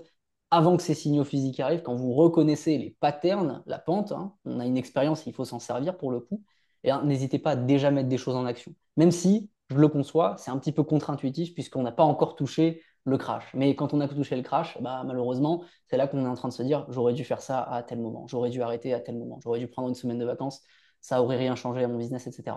Il faut avoir un petit peu le courage de prendre ces décisions-là avant que ça pète. Parce qu'une fois que ça a pété, on n'a plus le choix que de se réinventer, de brûler les bateaux. Il faut avoir ce courage aussi de dire stop, bah, d'avoir un stop loss, hein, que Paul-Antoine, tu comprendras un petit peu mieux de ce côté-là, mais de le placer et de le placer intelligemment. Et pour ça, là, pour le coup, faire ce qu'on appelle de la bioscopie, c'est-à-dire revenir dans son passé, voir les itérations où il y a eu saturation, sportive, professionnelle, dans la vie personnelle, et reconnaître un petit peu les patterns, c'est des points qui vont grandement nous aider, et c'est des points qui vont nous protéger autour du stress. Le stress, c'est 90% de mental, et du reste, ça va être beaucoup, beaucoup de physique et de travail physique. Ok. Quelqu'un de très bien entraîné, il va être très performant à soutenir le stress. Mais attention, il y a différentes réalités du stress. Quelqu'un qui est très entraîné physiquement, potentiellement, la partie de stress psychologique, potentiellement, ça peut être une phase où il peut être un petit peu en inadéquation. On est toujours ramené à notre environnement extérieur. Ok. C'est notre environnement extérieur qui va définir notre réponse. Moi, je serais super pertinent si vous me dites demain, il faut faire un 100 mètres et il faut faire le meilleur temps possible. 100 mètres, course à pied, peu importe, il n'y a pas de souci. Mentalement, physiquement, je vais le faire. Par contre, si vous me dites, OK, il faut réagir, le bateau brûle, la maison crame, potentiellement, avec tout mon entraînement possible, bah, c'est pas forcément là où j'exprime ma résilience et ma résistance au stress. Pour ça, il faut faire un travail plus holistique sur la partie de préparation mentale. Ça nous emmène, hop là, la photo, elle est très bien jolie, mais on va passer à un point clé qui est comment construire une routine santé sans sacrifier son emploi du temps, qui est la question qu'on se pose tous, et je vous le dis, même moi qui baigne dans le sport à haut niveau, bah, tout simplement en changeant de milieu, notamment l'entrepreneuriat en ligne, c'est une question que je me pose tout le temps. Et c'est le premier point avec ce qu'on appellerait la routine santé. C'est très bien la routine, il n'y a pas de souci. Mais si vous faites le bilan à votre fin d'année, ok, même pour ceux qui ont les vies les plus tranquilles, quelle est la proportion que représente le moment où vous avez eu vraiment une routine? Il y a des choses qui sont endogènes, notamment peut-être à votre business, à votre famille ou autres qui ont perturbé votre routine, malgré que vous n'ayez pas changé d'endroit ou changé d'environnement extérieur. Ou il y a ces moments où on change, où on voyage, etc. Si vous faites le bilan à la fin de l'année, les moments où vous avez eu vraiment une routine, ça va représenter peut-être 40, 50% maximum de votre année. Et encore, il faudrait déjà être bien discipliné pour atteindre ces chiffres-là. Donc le premier point avec la routine santé, c'est de s'enlever le mot routine. Et c'est de rajouter le mot un peu plus intéressant de protocole. Les protocoles, ça fait référence à des petites méthodologies, à des points clés, des points centraux qui vont nous aider au sein de notre journée. Parce que quand on parle de routine santé, on veut déjà se projeter sur les bénéfices que ça aura dans 3 mois, les résultats physiques que j'aurai, potentiellement l'amélioration de certains biomarqueurs, l'amélioration d'un problème X ou Y, Z. On voit la vue de résultats, donc la vue plutôt long terme dans le cadre de notre objectif. Mais il faut déjà percevoir ce qu'il y a à faire, notamment à court terme, et les éléments qu'il faut ramener sur la table. Et pour ça, il faut avoir des protocoles. Il faut aussi savoir saisir des opportunités. L'affaire de la santé et l'affaire de la performance, c'est une affaire de répétition. C'est très quantitatif en termes d'effort en réalité. La capacité à être sportif, en réalité, c'est une capacité peut-être à être une fois, 2 fois, 3 fois par semaine, 1 heure à chaque fois sur le terrain de votre sport de référence, en salle, en extérieur, en tennis, en paddle ou autre. C'est une affaire de quantité. Il y a eu 52 semaines, j'ai passé 52 semaines à faire au moins une séance. Ok, quantitativement parlant, j'ai fait mon travail en termes de sport. Mais cette vue quantitative, elle n'arrive que quand on a la motivation suffisante pour mettre en place ces choses-là. Et cette motivation-là, il faut qu'elle soit un challenge quotidien. Il ne faut pas mettre notre standard, notre référence d'objectif à avoir une nutrition calibrée tous les jours de la semaine, avoir un entraînement X jours dans la semaine, etc. Ça, c'est le minimum que je m'autorise.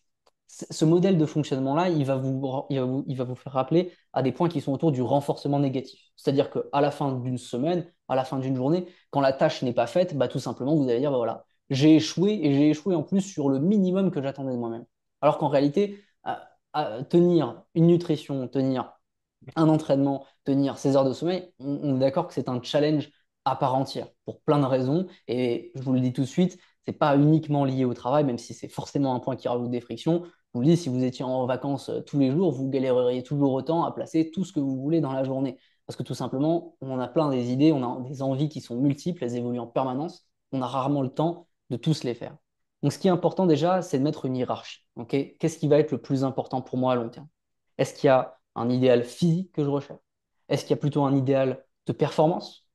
Ou au contraire, est-ce que c'est des raisons qui sont plus personnelles? Potentiellement un ancrage familial. J'ai énormément de gens qui viennent me voir et qui me disent, voilà, mon oncle, mon père, une personne de ma famille est mort de telle atteinte, je sais que je suis concerné. Une des raisons profondes pour lesquelles je m'entraîne, oui, il y a la partie physique, oui, il y a la partie performance, il y a la partie fun, etc. Mais mon ancrage, mon motto, c'est ne pas finir comme un tel ou ne pas risquer quelque chose sur lequel je suis prédisposé. Donc il y a une question d'ancrage aussi. Votre motivation, elle va être très dépendante de votre humeur en fait, hein. Et surtout, je reviens à ce point de rythme circadien, à votre moment biologique. Il y a des moments dans la journée où on est fait pour être plus moody, plus triste, entre guillemets. Il y a des moments dans la journée où on est fait pour être plus heureux. Il y a des moments dans la journée où on est fait aussi pour être énervé. L'horloge circadienne, c'est aussi une horloge émotionnelle. On joue avec les neurotransmetteurs. Ça, il faut l'accepter aussi. Et du coup, par définition, il ne faut pas baser uniquement notre motivation pour prendre la décision de mieux manger ou tout simplement de s'entraîner, de faire de l'effort physique. Ce qu'il faut, c'est avoir des protocoles. Et pour ça, il faut créer des repères forts. Il faut savoir où est-ce qu'on est moins bon physiquement, potentiellement. Où est-ce qu'on a un intérêt vraiment suprême à travailler et qu'est-ce qui va surtout nous rapporter dans la journée. Il y a des efforts qui nous rapportent énormément. Il y a un concept qui est très important dans le monde du sport de manière générale, c'est qu'on a besoin de fatiguer nos joueurs, nos athlètes. On a besoin de monter les niveaux de fatigue pour monter les niveaux de performance. Il y a un point qui, moi, m'a toujours surpris dans l'entraînement des sportifs, c'est qu'autant à la fin d'un pic de forme, donc une compétition, autant si le sportif, on le remet sur son modèle spécifique, c'est-à-dire son sport de référence, son effort de référence, il va être très mauvais. Autant dès qu'on va l'exposer à quelque chose de juste un peu différent, voire même de carrément différent, on va se rendre compte qu'il a en fait en réalité une énergie qui est débordante et beaucoup plus d'énergie à donner. Et là, c'est la même chose au niveau entrepreneurial, au niveau de la vie de tous les jours. Il y a des leviers de fatigue sur lesquels on peut jouer pour augmenter notre énergie autre part. Et l'entraînement, c'est fantastique, mais ça va monter la fatigue au niveau physique, au niveau musculaire énormément, mais par contre, ça va améliorer grandement la sensibilité nerveuse, ça va améliorer grandement cette hormone dont on entend de plus en plus parler, qui est le BDNF, donc qui est le facteur notamment de neuroplasticité. Et ça va être des retours qui sont à très court terme. La plupart des études tentent à prouver que quand on a une nuit blanche ou une nuit extrêmement courte, simplement 1 heure de sport, notamment de sport de force, va permettre de compenser et d'avoir des résultats, notamment au niveau de l'activité neurale, qui va être similaire à une nuit complète. Donc il y a des intérêts aussi à très court terme à utiliser ça. C'est pour ça que je parle de protocole au-dessus de routine, parce que quand, je vous l'annonce, quand on parle de routine, moi, ça ne me motive pas. J'ai pas envie qu'on me parle de routine, j'ai pas envie qu'on me parle de lundi au vendredi. Moi, j'ai envie de me dire que le mercredi, si je pète un câble, je prends un billet en Thaïlande et je me tire, et j'aime bien avoir cette option dans ma tête. Donc la partie de routine, il faut qu'elle soit un peu plus remplacée par des mots qui sont autour du protocole. J'utilise ce protocole de mobilité ce matin. Pourquoi? Hier, je me sentais un petit peu raide. Ok, je me sentais un petit peu raide, c'est un signal faible.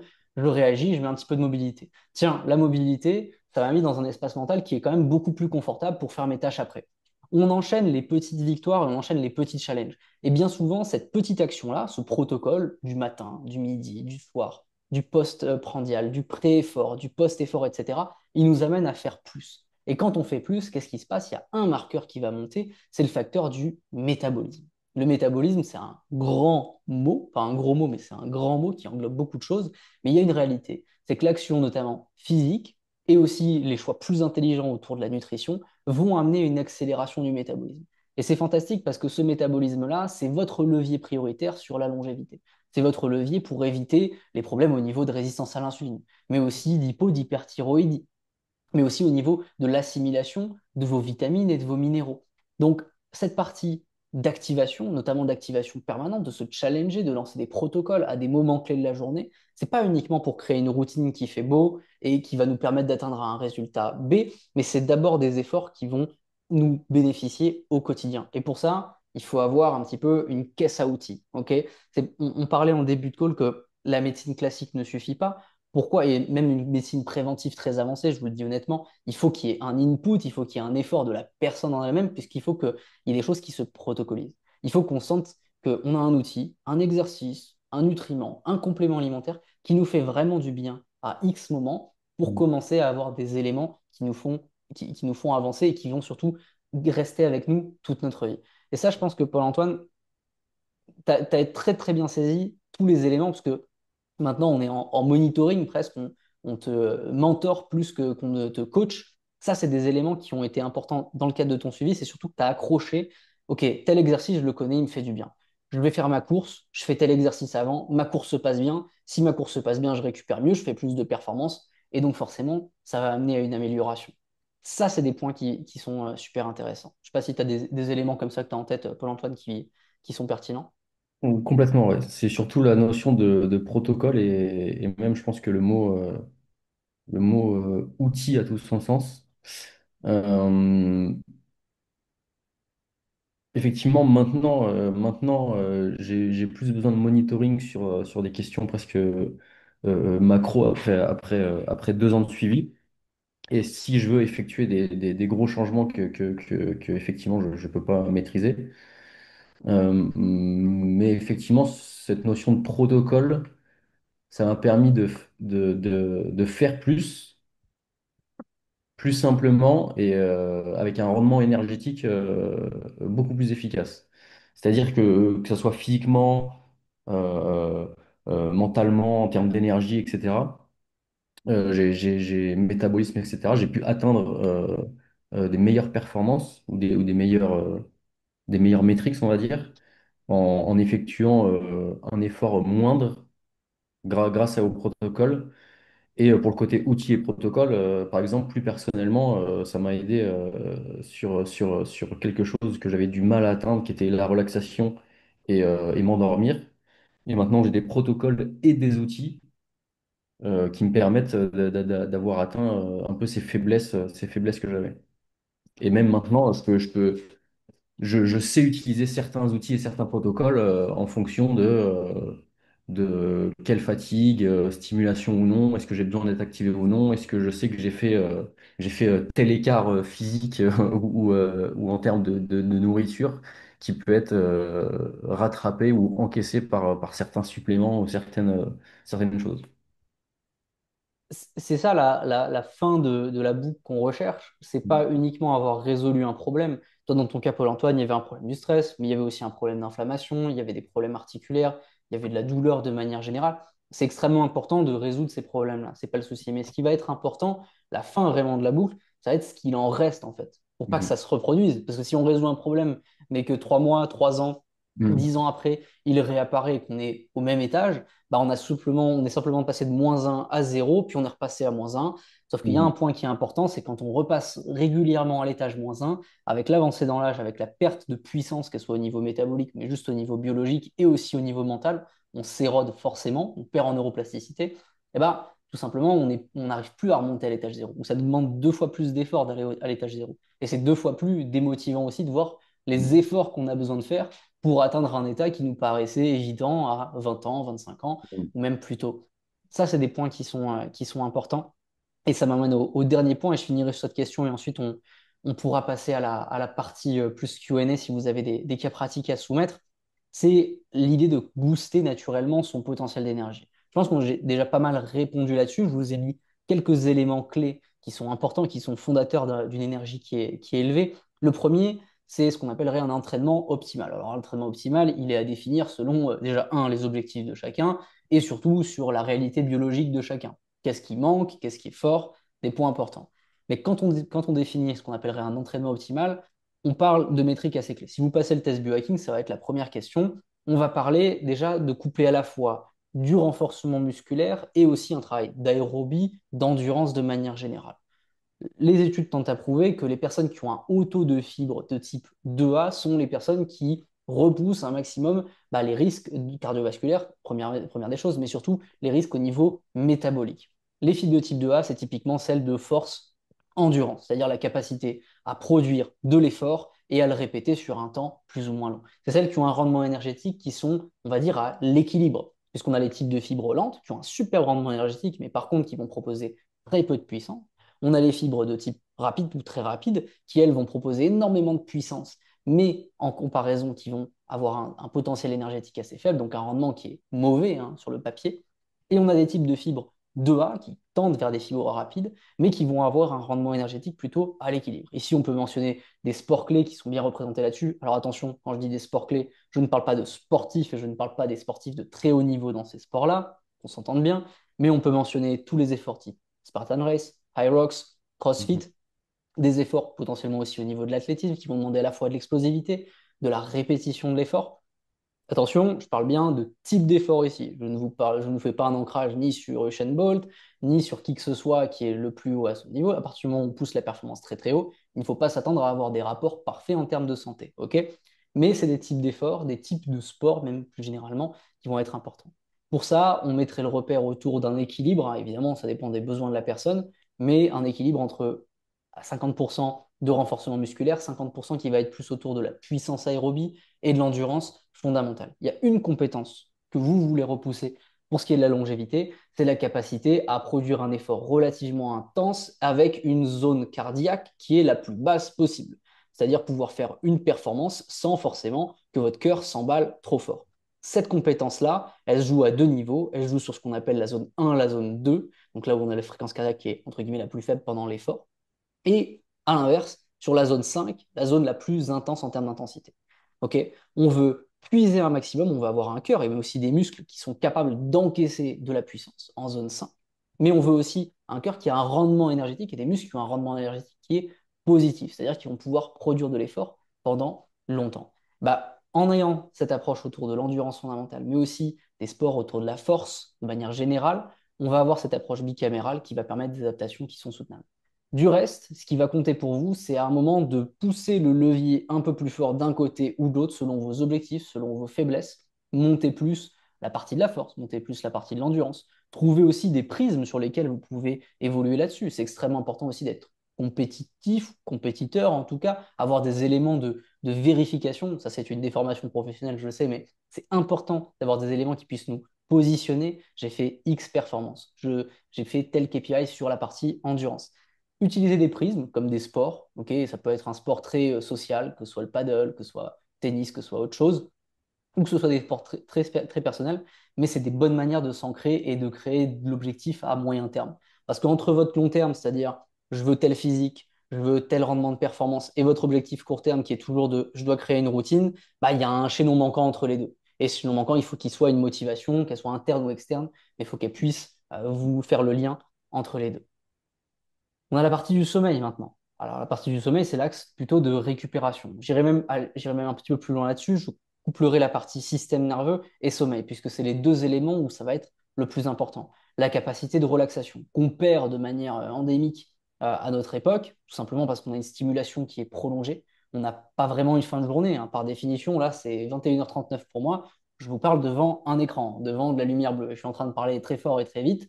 Globalement, je peux oublier ce soir la partie relaxation. Je ne regarderai pas trop ma VFC demain, ça c'est sûr. Donc, il y a cette partie de relaxation et il y a cette partie de sommeil et notamment de sommeil de qualité. On a parlé du rythme circadien, c'est une règle. Il y a des chronotypes d'ailleurs, hein, si vous ne le savez pas. On va plutôt avoir des chronotypes tôt, plutôt tardifs. Ça se joue à 2 heures près, hein. Attention, il n'y a pas de chronotype qui existe où on s'endort naturellement que à 3 heures, 4 heures du matin.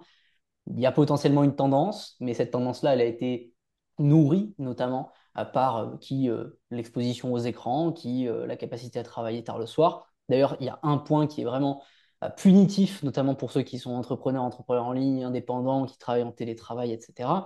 C'est le fait de percevoir chaque moment biologique où ça va bien, qu'il soit du côté activateur, notamment le matin, pic de cortisol, pic surrénalien, ou que ce soit plutôt le soir avec un pic plutôt type sérotonine ou d'endorphine, c'est la capacité à regarder ces cycles-là et ces pics et ces moments biologiques-là comme des opportunités à très vite aller travailler ou aller faire les tâches qu'on a laissées sur le côté. Ça, c'est un gros problème parce qu'il y a des moments qui on sent bien, on a un retour positif, notamment en fin de journée. Pour la plupart des gens, entre 18 et 20 heures, on va avoir un pic plutôt de bien-être. Attention de ne pas toujours prendre ce pic de bien-être pour aller faire un travail qui, lui, va être beaucoup plus sur l'axe activateur, notamment cortisol-like, c'est-à-dire aller faire un travail notamment de deep work. Ça peut être le moment pour aller répondre à deux, trois personnes, regarder des mails, s'informer, se cultiver dans le cadre de notre travail, mais c'est vraiment, vraiment pas une bonne pente à prendre que de se dire, OK, ce soir, c'est le soir où je vais travailler jusqu'à minuit, 1 heure du matin, pour boucler ce projet-là. Il y a un effet qui est extrêmement important au niveau système nerveux, au niveau surtout cognition et qui est à protéger, c'est l'effet zeigarnik. C'est un effet qui est assez simple, je vous le schématise. On apprend sur 2 cycles. Le cerveau n'apprend et ne retient l'information que sur 2 cycles. C'est encore plus pertinent à notre époque où on a l'aide de ChatGPT, des AI de manière générale. On a un apprentissage qui est de plus en plus superficiel. Et en plus de cet apprentissage qui est superficiel, on a tendance à faire les tâches très vite. On fait du 0 à 100% sur une tâche, sur la même journée, sur le même créneau horaire. Ça peut paraître une bonne idée, je suis productif, je suis passé de 0 à 100%. Il y a un premier point qui est qu'il y a un effet très Pareto avec le cerveau, ça va lui demander beaucoup d'énergie à commencer une tâche et beaucoup d'énergie à la finir. Donc le rendement énergétique d'une tâche qui est faite de 0 à 100%, par définition, il est élevé. Et surtout, il y a cet effet Zeigarnik qui décrit qu'on apprend sur 2 cycles. Et les cycles, c'est les cycles de sommeil. Donc, il vaut mieux ouvrir un sujet, ouvrir une tâche, ouvrir quoi que ce soit un jour et le finir le lendemain, peut-être directement le matin ou plus tard dans la journée. Il y aura un retour cognitif d'apprentissage qui sera beaucoup plus fort que d'enchaîner les tâches de 0 à 100% en permanence. Évidemment, si vous êtes médecin, si vous êtes chirurgien, ne commencez pas une opération la veille et ne la finissez pas le lendemain. Évidemment, c'est très dépendant de ce qu'on fait. Mais pour ce qui est notamment des entrepreneurs en ligne, beaucoup de personnes que j'encadre là-dessus, c'est un écueil qu'on retrouve assez souvent. Voilà. Et pour revenir sur la partie du sommeil, très simple, surveiller les cycles de sommeil, les phases du sommeil, sommeil profond, sommeil léger, et surtout cet élément qui est le HRV, qui va définir votre capacité de récupération pendant le sommeil. Donc la variabilité de la fréquence cardiaque HRV en anglais, c'est un élément à surveiller, notamment pour la qualité de votre sommeil. Si vous avez des outils de monitoring comme la Whoop, comme la Oura ou autre, c'est quelque chose qui est beaucoup mis en avant. N'hésitez pas à le surveiller. Alors attention, un soir ou un matin, on se réveille, on voit que les taux de récupération ne sont pas bons, ne veut pas forcément dire que votre journée est finie. Essayez d'avoir une approche qui est plus en termes de je récupère de la donnée, ok, et surtout je récupère beaucoup de données. Les données sur une semaine, elles ne sont pas extrêmement pertinentes. Par contre, si on a une donnée sur une semaine, mais qu'on a 30, 40, 50 semaines avant de comparaison, là, on va pouvoir faire une analyse et là, on va pouvoir avoir un point de vue qui va être plus intéressant. Point intéressant au niveau du sommeil. Et là, pour le coup, les outils de data tracking, ils sont extrêmement pertinents. N'ayez pas, par contre, le réflexe de directement, dès que vous vous réveillez, regarder votre téléphone. Ça, c'est une mauvaise habitude. Essayez de passer une demi-heure, 3/4 d'heure, s'il vous plaît, sans regarder votre téléphone après vous être réveillé. Autre point, plus sur la partie du coup stimulation. Et là, on parle souvent de dépendance à la dopamine. Donc là, on est toujours sur l'axe au niveau des téléphones, des lumières bleues, etc. Bon, quelques rappels assez simples. Si vous voulez préserver notamment la sensibilité de votre système nerveux, des glandes qui y sont affiliées, essayez de respecter quelques règles simples. Je l'ai dit, la première, ne pas regarder le téléphone trop tôt le matin, s'exposer à la lumière naturelle. Notre système nerveux et du coup notre rythme circadien, il est très corrélé au soleil et notamment aux phases de la journée. S'exposer à ces éléments-là, c'est faire du bien sans trop d'efforts. Tout dépend évidemment des conditions, mais sans trop d'efforts pour la plupart des gens. Autre point au niveau des écrans, on essaye au mieux de stopper les écrans 1 heure et demie, 2 heures avant le coucher. Je sais que là, je pisse dans un violon pour être poli, mais c'est quand même quelque chose quand on a l'opportunité au moins de le faire une seule fois dans la semaine, qu'on sait que là, il n'y a aucune raison de le regarder, au moins de travail d'urgence, au moins le faire une fois dans la semaine. Ça, c'est un point important. C'est vrai dans l'entraînement, c'est vrai dans la nutrition, c'est vrai dans tout. Le un vaut toujours, mais 1 milliard de fois plus que le zéro, ok? Sur une semaine, sur un mois, sur une année. Parce que depuis le un, depuis l'incrément un, au moins on a des stratégies. Au moins on a une envie qui va venir aussi. On a une stratégie, on a une vue sur ce qu'est le mieux. C'est la réalité pour un entraînement, même dans l'année. On a au moins un référentiel cette année sur lequel on peut se baser et sur lequel on peut potentiellement créer une programmation. C'est encore mieux si on en a un toutes les semaines, si on en a même plusieurs toutes les semaines, mais le un vaudra toujours le mieux sur ces points-là. Respiration maintenant. Si vous avez une seule clé, une seule voie d'entrée préférentielle à votre système nerveux et par définition à vos émotions, à votre niveau d'énergie, c'est le point de la respiration, notamment via le système nerveux autonome qui, comme son nom l'indique, est autonome. Si vous avez un moment où vous pouvez définir comment vous allez vous sentir, au moins les quelques secondes, les quelques minutes après, c'est uniquement par la respiration. Okay, c'est votre première voie d'entrée sans effort. Et pour ça, on estime que un type de breathwork qui est très efficace aura une portée sur plusieurs heures à partir de 3 minutes. Okay, donc ça, c'est un premier point sur lequel vous pouvez vous baser. Mais par contre, en termes de résultats directement sur les neurotransmetteurs, c'est seulement quelques cycles de respiration qu'il nous faut pour modifier le retour au niveau de nos neurotransmetteurs, au moins à très court terme. Donc ça, c'est une voie d'entrée qui est extrêmement importante.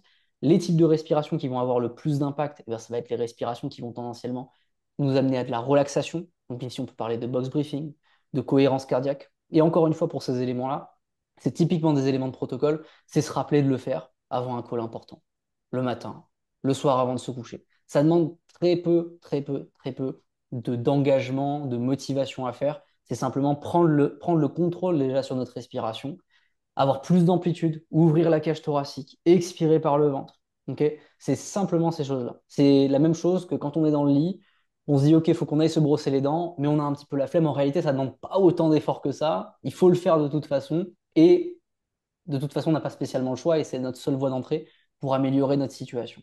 Donc, il faut le voir de cette manière-là. On se brosse les dents tous les soirs au moins et ben, on fait notre respiration au moins tous les soirs pour améliorer nos capacités de relaxation. Voilà. Je pense que j'ai couvert un petit peu tous les points. Il y en a un tout dernier qui est extrêmement intéressant, c'est la préservation énergétique, limiter les fuites énergétiques. Alors bon, ça se paraît assez concept quand on le voit comme ça, mais ça se joue un petit peu sur tous les plans. Le premier ancrage que j'ai fait, c'est autour des glucides, les glucides simples, ceux qui vont avoir une réponse métabolique forte. Pourquoi ici on parle de fuite énergétique? C'est simple. Les glucides, comme les lipides, sont des carburants pour notre corps. Un carburant, il est utilisé pour faire quelque chose. Alors notre biologie, ce n'est pas une voiture. Il n'y a pas de start and stop, on ne peut pas l'arrêter. Donc elle tourne tout le temps. Donc quand on met du carburant, on définit qu'il va être utilisé. Et s'il n'est pas utilisé, ben, il peut être transformé, et souvent transformé de manière négative. Donc les dosages à ce niveau-là, notamment en termes de carburant, que ce soit des glucides ou des lipides, ils sont à prendre de manière vraiment éclairée. C'est-à-dire je ne vais pas m'envoyer 50 grammes, 60 grammes de glucides simples, alors que derrière, le plan de l'après-midi, c'est juste se poser sur le bureau, répondre à des mails, prendre un call. Par contre, dans un moment typiquement d'entraînement, notamment d'entraînement sportif fort, ça peut être intéressant justement de les ramener sur la table, ces glucides, pour faire l'ancrage sur les glucides. Donc ça, c'est une vue qui est autour de la préservation, c'est-à-dire les efforts que je vais proposer vont être alignés avec le carburant que je vais me donner. Ça, c'est un point important. Et ça marche dans tous les cas, ok? Ça marche aussi sur la partie mentale. Ok, quand on a une tâche qui dure depuis longtemps, qui nous prend plus d'énergie que ce que ça ne devrait, ça va être important de la couper, de la mettre plus bas en termes de hiérarchie, au moins mentalement. C'est ce qu'on appelle de la préservation énergétique. Et il en va de même pour le sport. Il y a des séances qui sont plus importantes que d'autres. Il y a des séances, ça ne va servir à rien de vouloir envoyer beaucoup de caféine, et je dis séance, on pourrait parler de travail aussi. Je ne vais pas envoyer 300 mg, 400 mg, 500 mg de caféine, 3, 4, 5 cafés, alors qu'aujourd'hui, je n'ai que des tâches assez superficielles à faire, ou en tout cas des tâches simples à réaliser.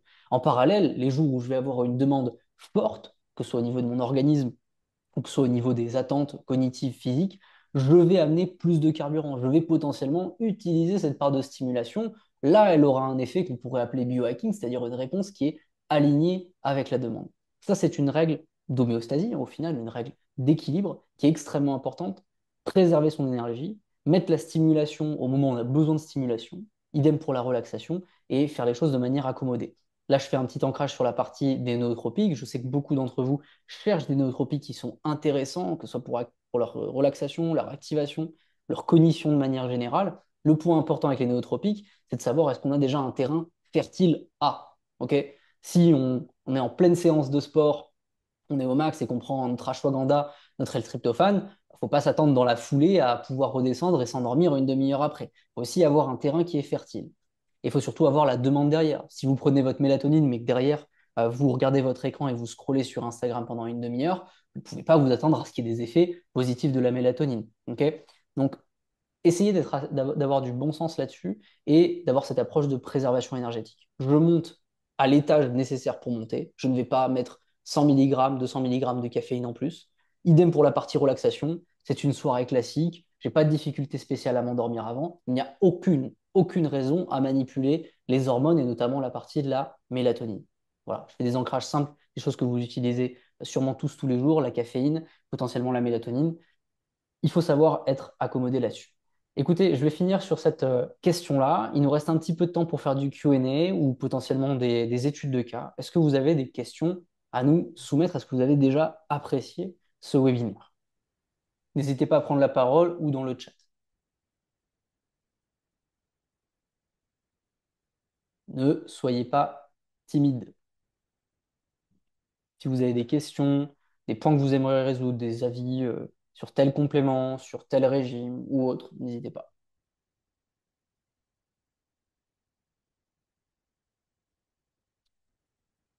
Je vais me lancer, Ouais. du coup, Andrea. Vous m'entendez? Ouais. C'est bon? Ouais, je t'entends très bien. Ok. Tu peux y En aller. fait, moi, j'ai surtout une question sur la partie sommeil, parce que c'est la partie qui m'embête le plus en ce moment. J'ai un sommeil très, très léger et j'ai du mal à augmenter mon sommeil profond. Ça fait des années que ça dure. Donc déjà, c'est de mieux savoir comment le monitorer et comment mieux comment dire, gérer ça et ce que je peux peut-être faire pour améliorer ça, en fait, finalement. Dans un premier temps, il faut regarder déjà les conditions de l'entrée au sommeil. Donc quelque chose qui est, on va dire, très matériel. La température de la chambre. Potentiellement, bah, avec qui on dort. Ok. Est-ce qu'on dort seul? Est-ce qu'on dort à plusieurs? Ok. C'est Mhm. une autre question à se poser. Et potentiellement la posture à l'arrivée au sommeil. Ok. C'est des éléments qui vont être importants. Dans ton cas, ce qu'il faut se poser comme question, c'est est-ce que la température de la chambre est dans des bons taux? Est-ce que j'ai de la facilité à m'endormir déjà dans un tout premier temps? Quand on parle notamment de sommeil léger, on parle plutôt de gens qui ont du mal à s'endormir. Ok. Une fois que ces questions elles sont résolues, en tout cas qu'on a fait un petit peu notre due diligence là-dessus, qu'on a des pistes, il va falloir regarder aussi potentiellement la partie, notamment tout ce qui va être autour du HRV. Est-ce que tu as des informations là-dessus? Pas du tout, là, pour le coup, non. Pas du tout. Ok. Un autre point important pour l'arrivée au sommeil, pour couvrir un petit peu toutes les bases là-dessus. Il y a des précurseurs à tout. Il y a des précurseurs à s'activer, il y a des précurseurs à se relaxer. Il y a notamment certains neurotransmetteurs ou neurohormones qui vont être importantes pour accéder au sommeil, et notamment au sommeil profond. Ok. Tout ce qui va être notamment consommation trop importante avant de se coucher, dans les 2 heures avant de se coucher, vont avoir un impact Mhm. notamment sur la qualité du sommeil. Il va y avoir aussi, hop là, on a une admission tardive. On a aussi la partie, j'ai perdu mon fil.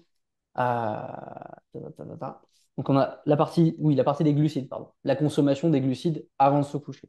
Trop peu de glucides, on le voit, a tendance à réveiller tôt les individus. Trop de glucides a tendance à perturber et à augmenter le sommeil paradoxal. Donc ça, c'est des éléments aussi qui peuvent amener à ta réflexion de manière plus générale. Maintenant, moi, s'il y a une recommandation que je tendrais à faire, au moins un petit peu de bêta-testing et des choses qui sont externes, c'est d'aller chercher notamment du côté des précurseurs de certains neurotransmetteurs qui vont être importants pour améliorer notre sommeil. Ici, on peut parler du GABA, on peut parler de la part de sérotonine, mais on peut aussi évidemment parler de la mélatonine. La mélatonine, je vous invite vraiment à faire très attention en termes de consommation. On joue avec une hormone, je le disais dans un appel cet après-midi. En termes d'industrie du complément alimentaire, la mélatonine, je ne sais pas les raisons de pourquoi, mais quand on fait des études en laboratoire, la plupart du temps, on se retrouve avec des compléments qui sont mal dosés. C'est-à-dire qu'on nous affiche les doses de référence, 0,8, 1,9. Dans la réalité, quand on fait des lab tests, on se retrouve des taux qui sont parfois 10 fois supérieurs, parfois 10 fois inférieurs. Donc déjà qu'on joue avec une hormone et que c'est rarement une bonne idée d'aller directement en fin de chaîne en supplémentation, jouer sur cette hormone-là, on va avoir aussi potentiellement une inconnue en termes de l'industrie du complément alimentaire en elle-même. Donc cette piste-là, j'aimerais que vous la saisissiez que dans des moments qui sont faits pour.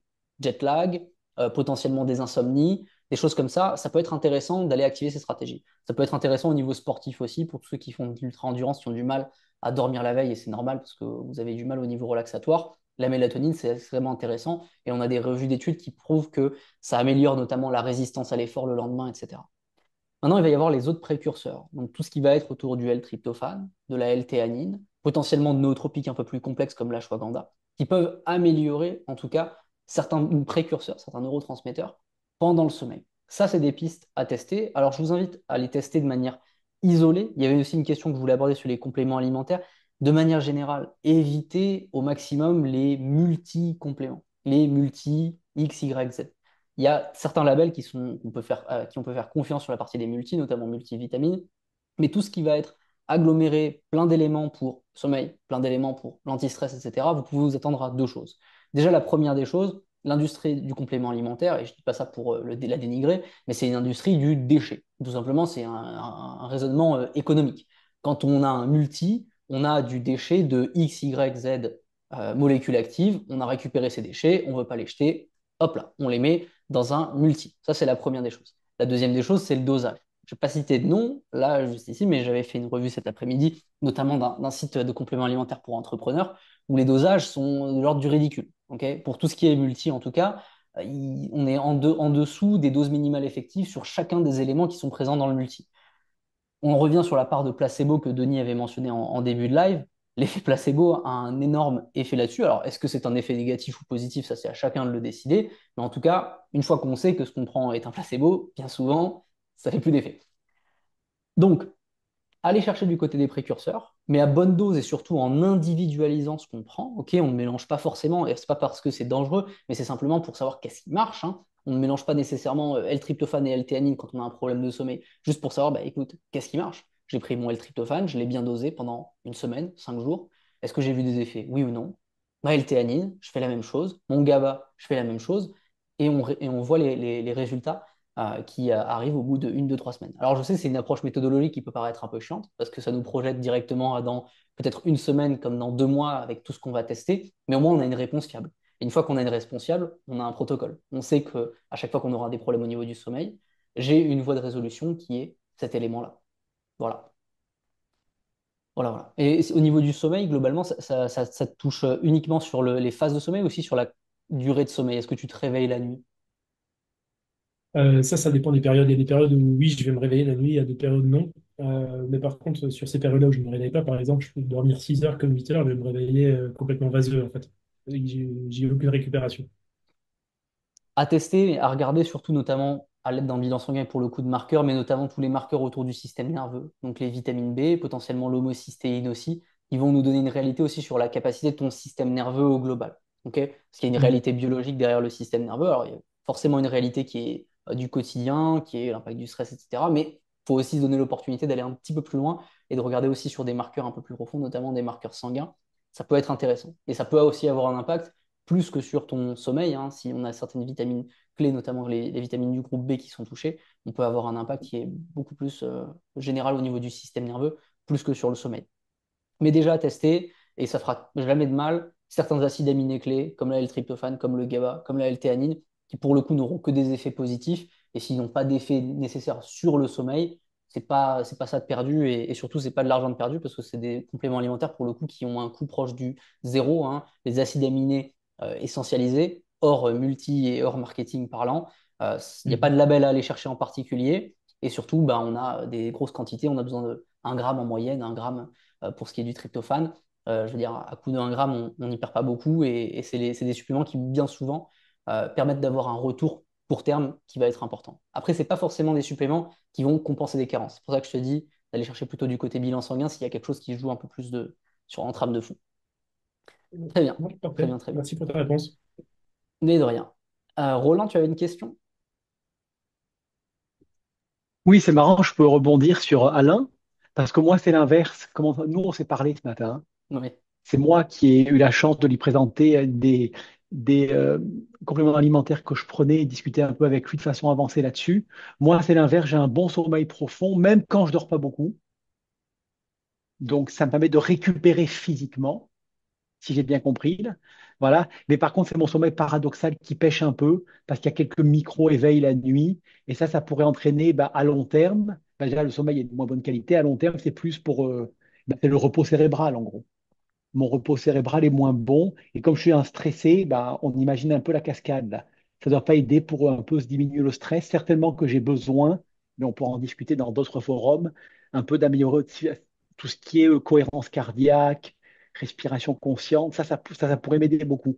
Moi, j'ai juste une question pour toi, Alain, parce que moi, en plus, c'est pas une arnaque, mais moi, je suis anesthésiste aussi, comme Denis. Et tu fais pas des arrêts respiratoires la nuit, au moins. Non, ça, j'ai déjà fait tester.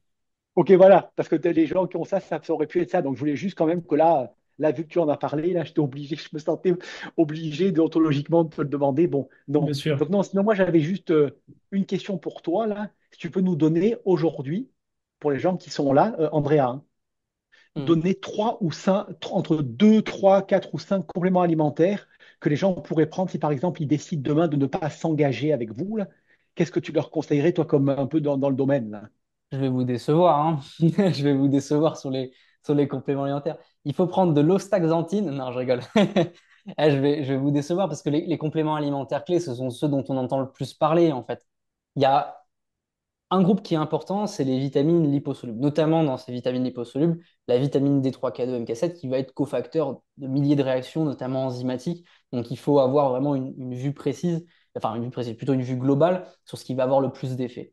Bon, en termes vraiment macro, et là je vais vous faire une réponse de médecin en fait, hein, en termes macro, sur ce qu'on voit dans la population générale, que ce soit en Afrique jusqu'au nord, et évidemment c'est plus grave au nord qu'au sud, bah, c'est la partie de la vitamine D.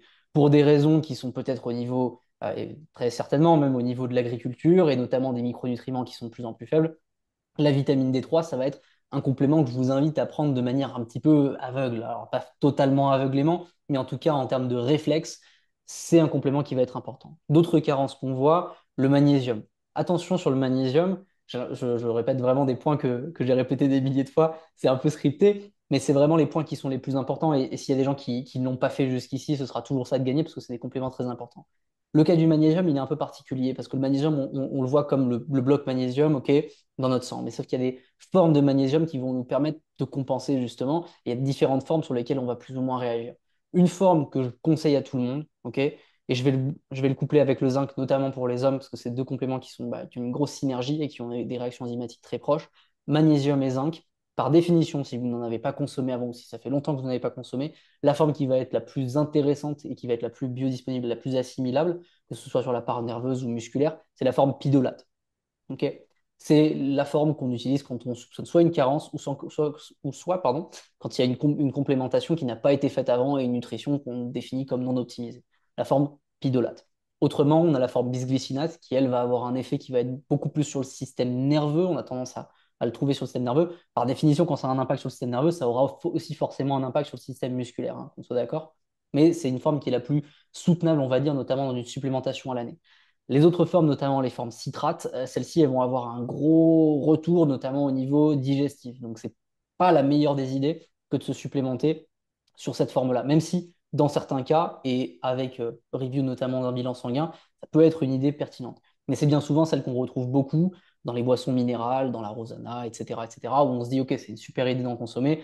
En réalité, la plupart va passer dans les selles de manière immédiate. OK. Et notamment si vous consommez aussi du café dans la journée, et que vous consommez uniquement du magnésium sous forme citrate, il y a de grandes chances que vous soyez quand même carencé. Donc le deuxième point, c'est autour du magnésium.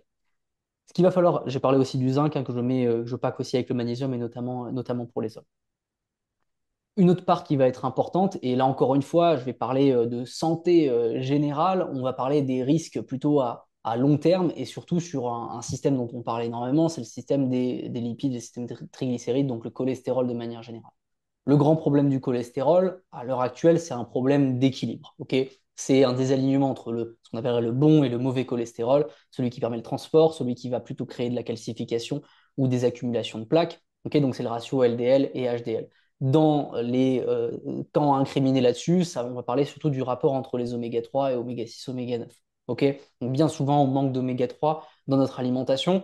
Et petite parenthèse là-dessus, ça peut ne pas être la meilleure des idées que de le compenser avec ce qu'on a sur le marché, le saumon qu'on a au supermarché, etc. Raison de métaux lourds, raison encore une fois d'agriculture intensive. Donc pour ça, en termes de supplémentation, c'est la même chose que pour la vitamine D. On peut faire tous les efforts qu'on veut avec nos fruits, nos légumes. On aura du mal à l'avoir en grande quantité. C'est la même chose du côté des oméga 3 et ce serait un troisième supplément qui serait intéressant. Et écoutez, pour changer un petit peu, pour deux autres qui peuvent vraiment faire des vraies différences et surtout dans notre environnement actuel, donc si vous regardez la vidéo en 2250, peut-être que ce ne sera plus le cas, mais à l'heure actuelle, en 2025-2026, on a surtout un problème au niveau du système nerveux chez la plupart des gens. Ça cause des soucis au niveau de santé, ça cause des soucis au niveau de la vie et de l'espace mental. Il y a bien deux suppléments ou deux formes de suppléments qui vont être intéressantes et qui vont avoir des effets plutôt holistiques, hein, type médecine chinoise. Donc là, on va parler de plantes adaptogènes. On peut mentionner notamment l'ashwagandha et je mentionnerai en deuxième partie soit la partie de rhodiola, soit la partie de guarana. Donc on parle sur un axe qui est entre la relaxation type ashwagandha et l'activation côté guarana et notamment aussi rhodiola. C'est des plantes adaptogènes qui ne sont pas forcément des plantes miracles. Vous allez avoir des réponses qui sont très différentes. On me demande souvent mon avis sur les nootropiques. Ça va être extrêmement différent d'un individu à un autre. Mais s'il y a un support que vous pouvez vous amener, que ce soit en termes de stress oxydatif, j'aurais pu mentionner aussi NAC, COQ10, etc. Mais l'avantage étant dans certaines plantes adaptogènes comme l'ashwagandha, la guarana, c'est qu'on a un fort taux d'antioxydants. Donc on a un gros compound au sein même d'une seule plante. Donc ashwagandha, guarana ou rhodiola, tout dépend de l'intensité de votre vie, tout dépend si vous êtes sportif ou non. Dans la guarana, il va y avoir beaucoup de caféine, hein, c'est une plante très caféinée, là où la rhodiola n'en contient pas. Ça va être des points qui sont intéressants et qui vont avoir un effet très court terme, très intéressant, mais qui vont aussi avoir un effet long terme sur leur part antioxydante. Donc, je vais changer un petit peu mon discours, mon script habituel. Je vais vous parler un petit peu plus de nootropiques parce que ça vaut le coup de se pencher sur les nootropiques et parce qu'à l'heure actuelle, encore une fois en 2025, ce qu'on nous propose en termes de nootropiques sur le marché, c'est du multi-XYZ. On a des effets qui sont soit antagonistes au sein du même multi, soit des dosages qui sont mauvais, alors qu'en réalité, les nootropiques, c'est fabuleux, c'est une famille qui est fabuleuse, qui a testé sur plein d'aspects. J'aurais même pu parler du ginkgo biloba en termes de cognition, ça a des effets fantastiques.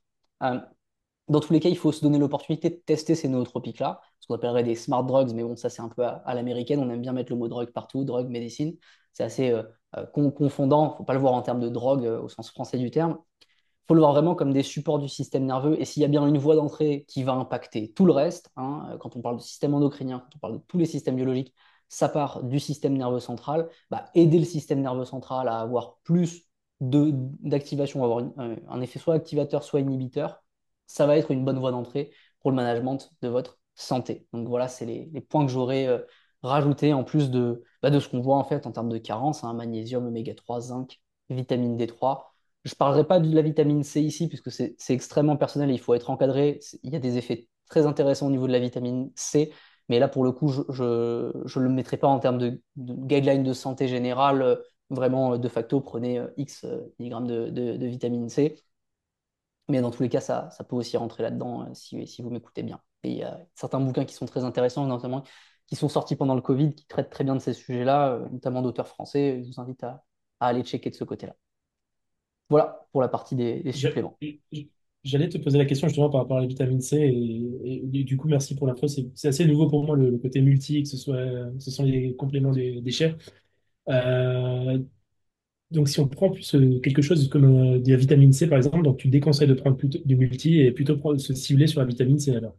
Il y a des multivitamines qui sont efficaces. Ce qui va être important dans le multivitamine, c'est quelles vitamines, quels minéraux aussi on va avoir dans ce multivitamine. Parce qu'il y a des différences, que ce soit en termes de point de chauffe, que ce soit en termes de process industriel pour avoir une vitamine C, une vitamine D qui a un potentiel biodisponible qui est fort. Donc par définition, il y a certaines vitamines où on essaie d'éviter de les mélanger ensemble, juste pour un principe de biodisponibilité.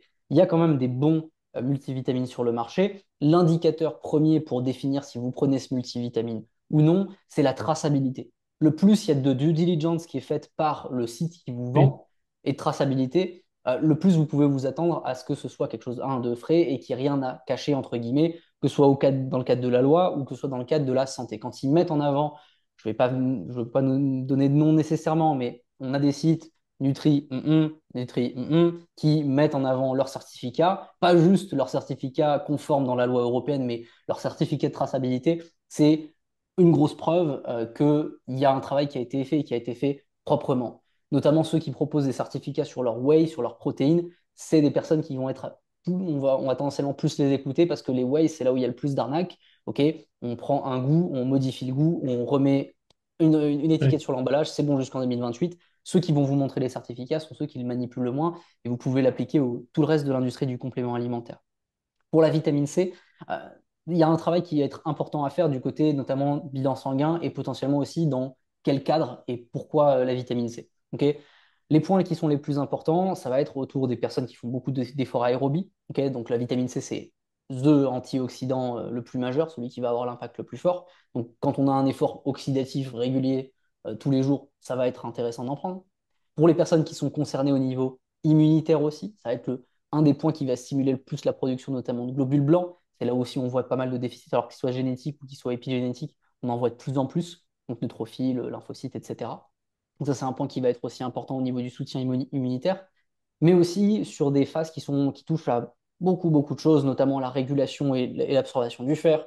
On peut parler aussi de la régulation au niveau du système nerveux, la stimulation de la production de collagène. Tout ça, c'est des points qui sont concomitants, hein. Ce n'est pas des bénéfices qui sont isolés, c'est des points qui sont concomitants et qui peut nous faire dire que c'est plus intéressant d'aller chercher cette supplémentation.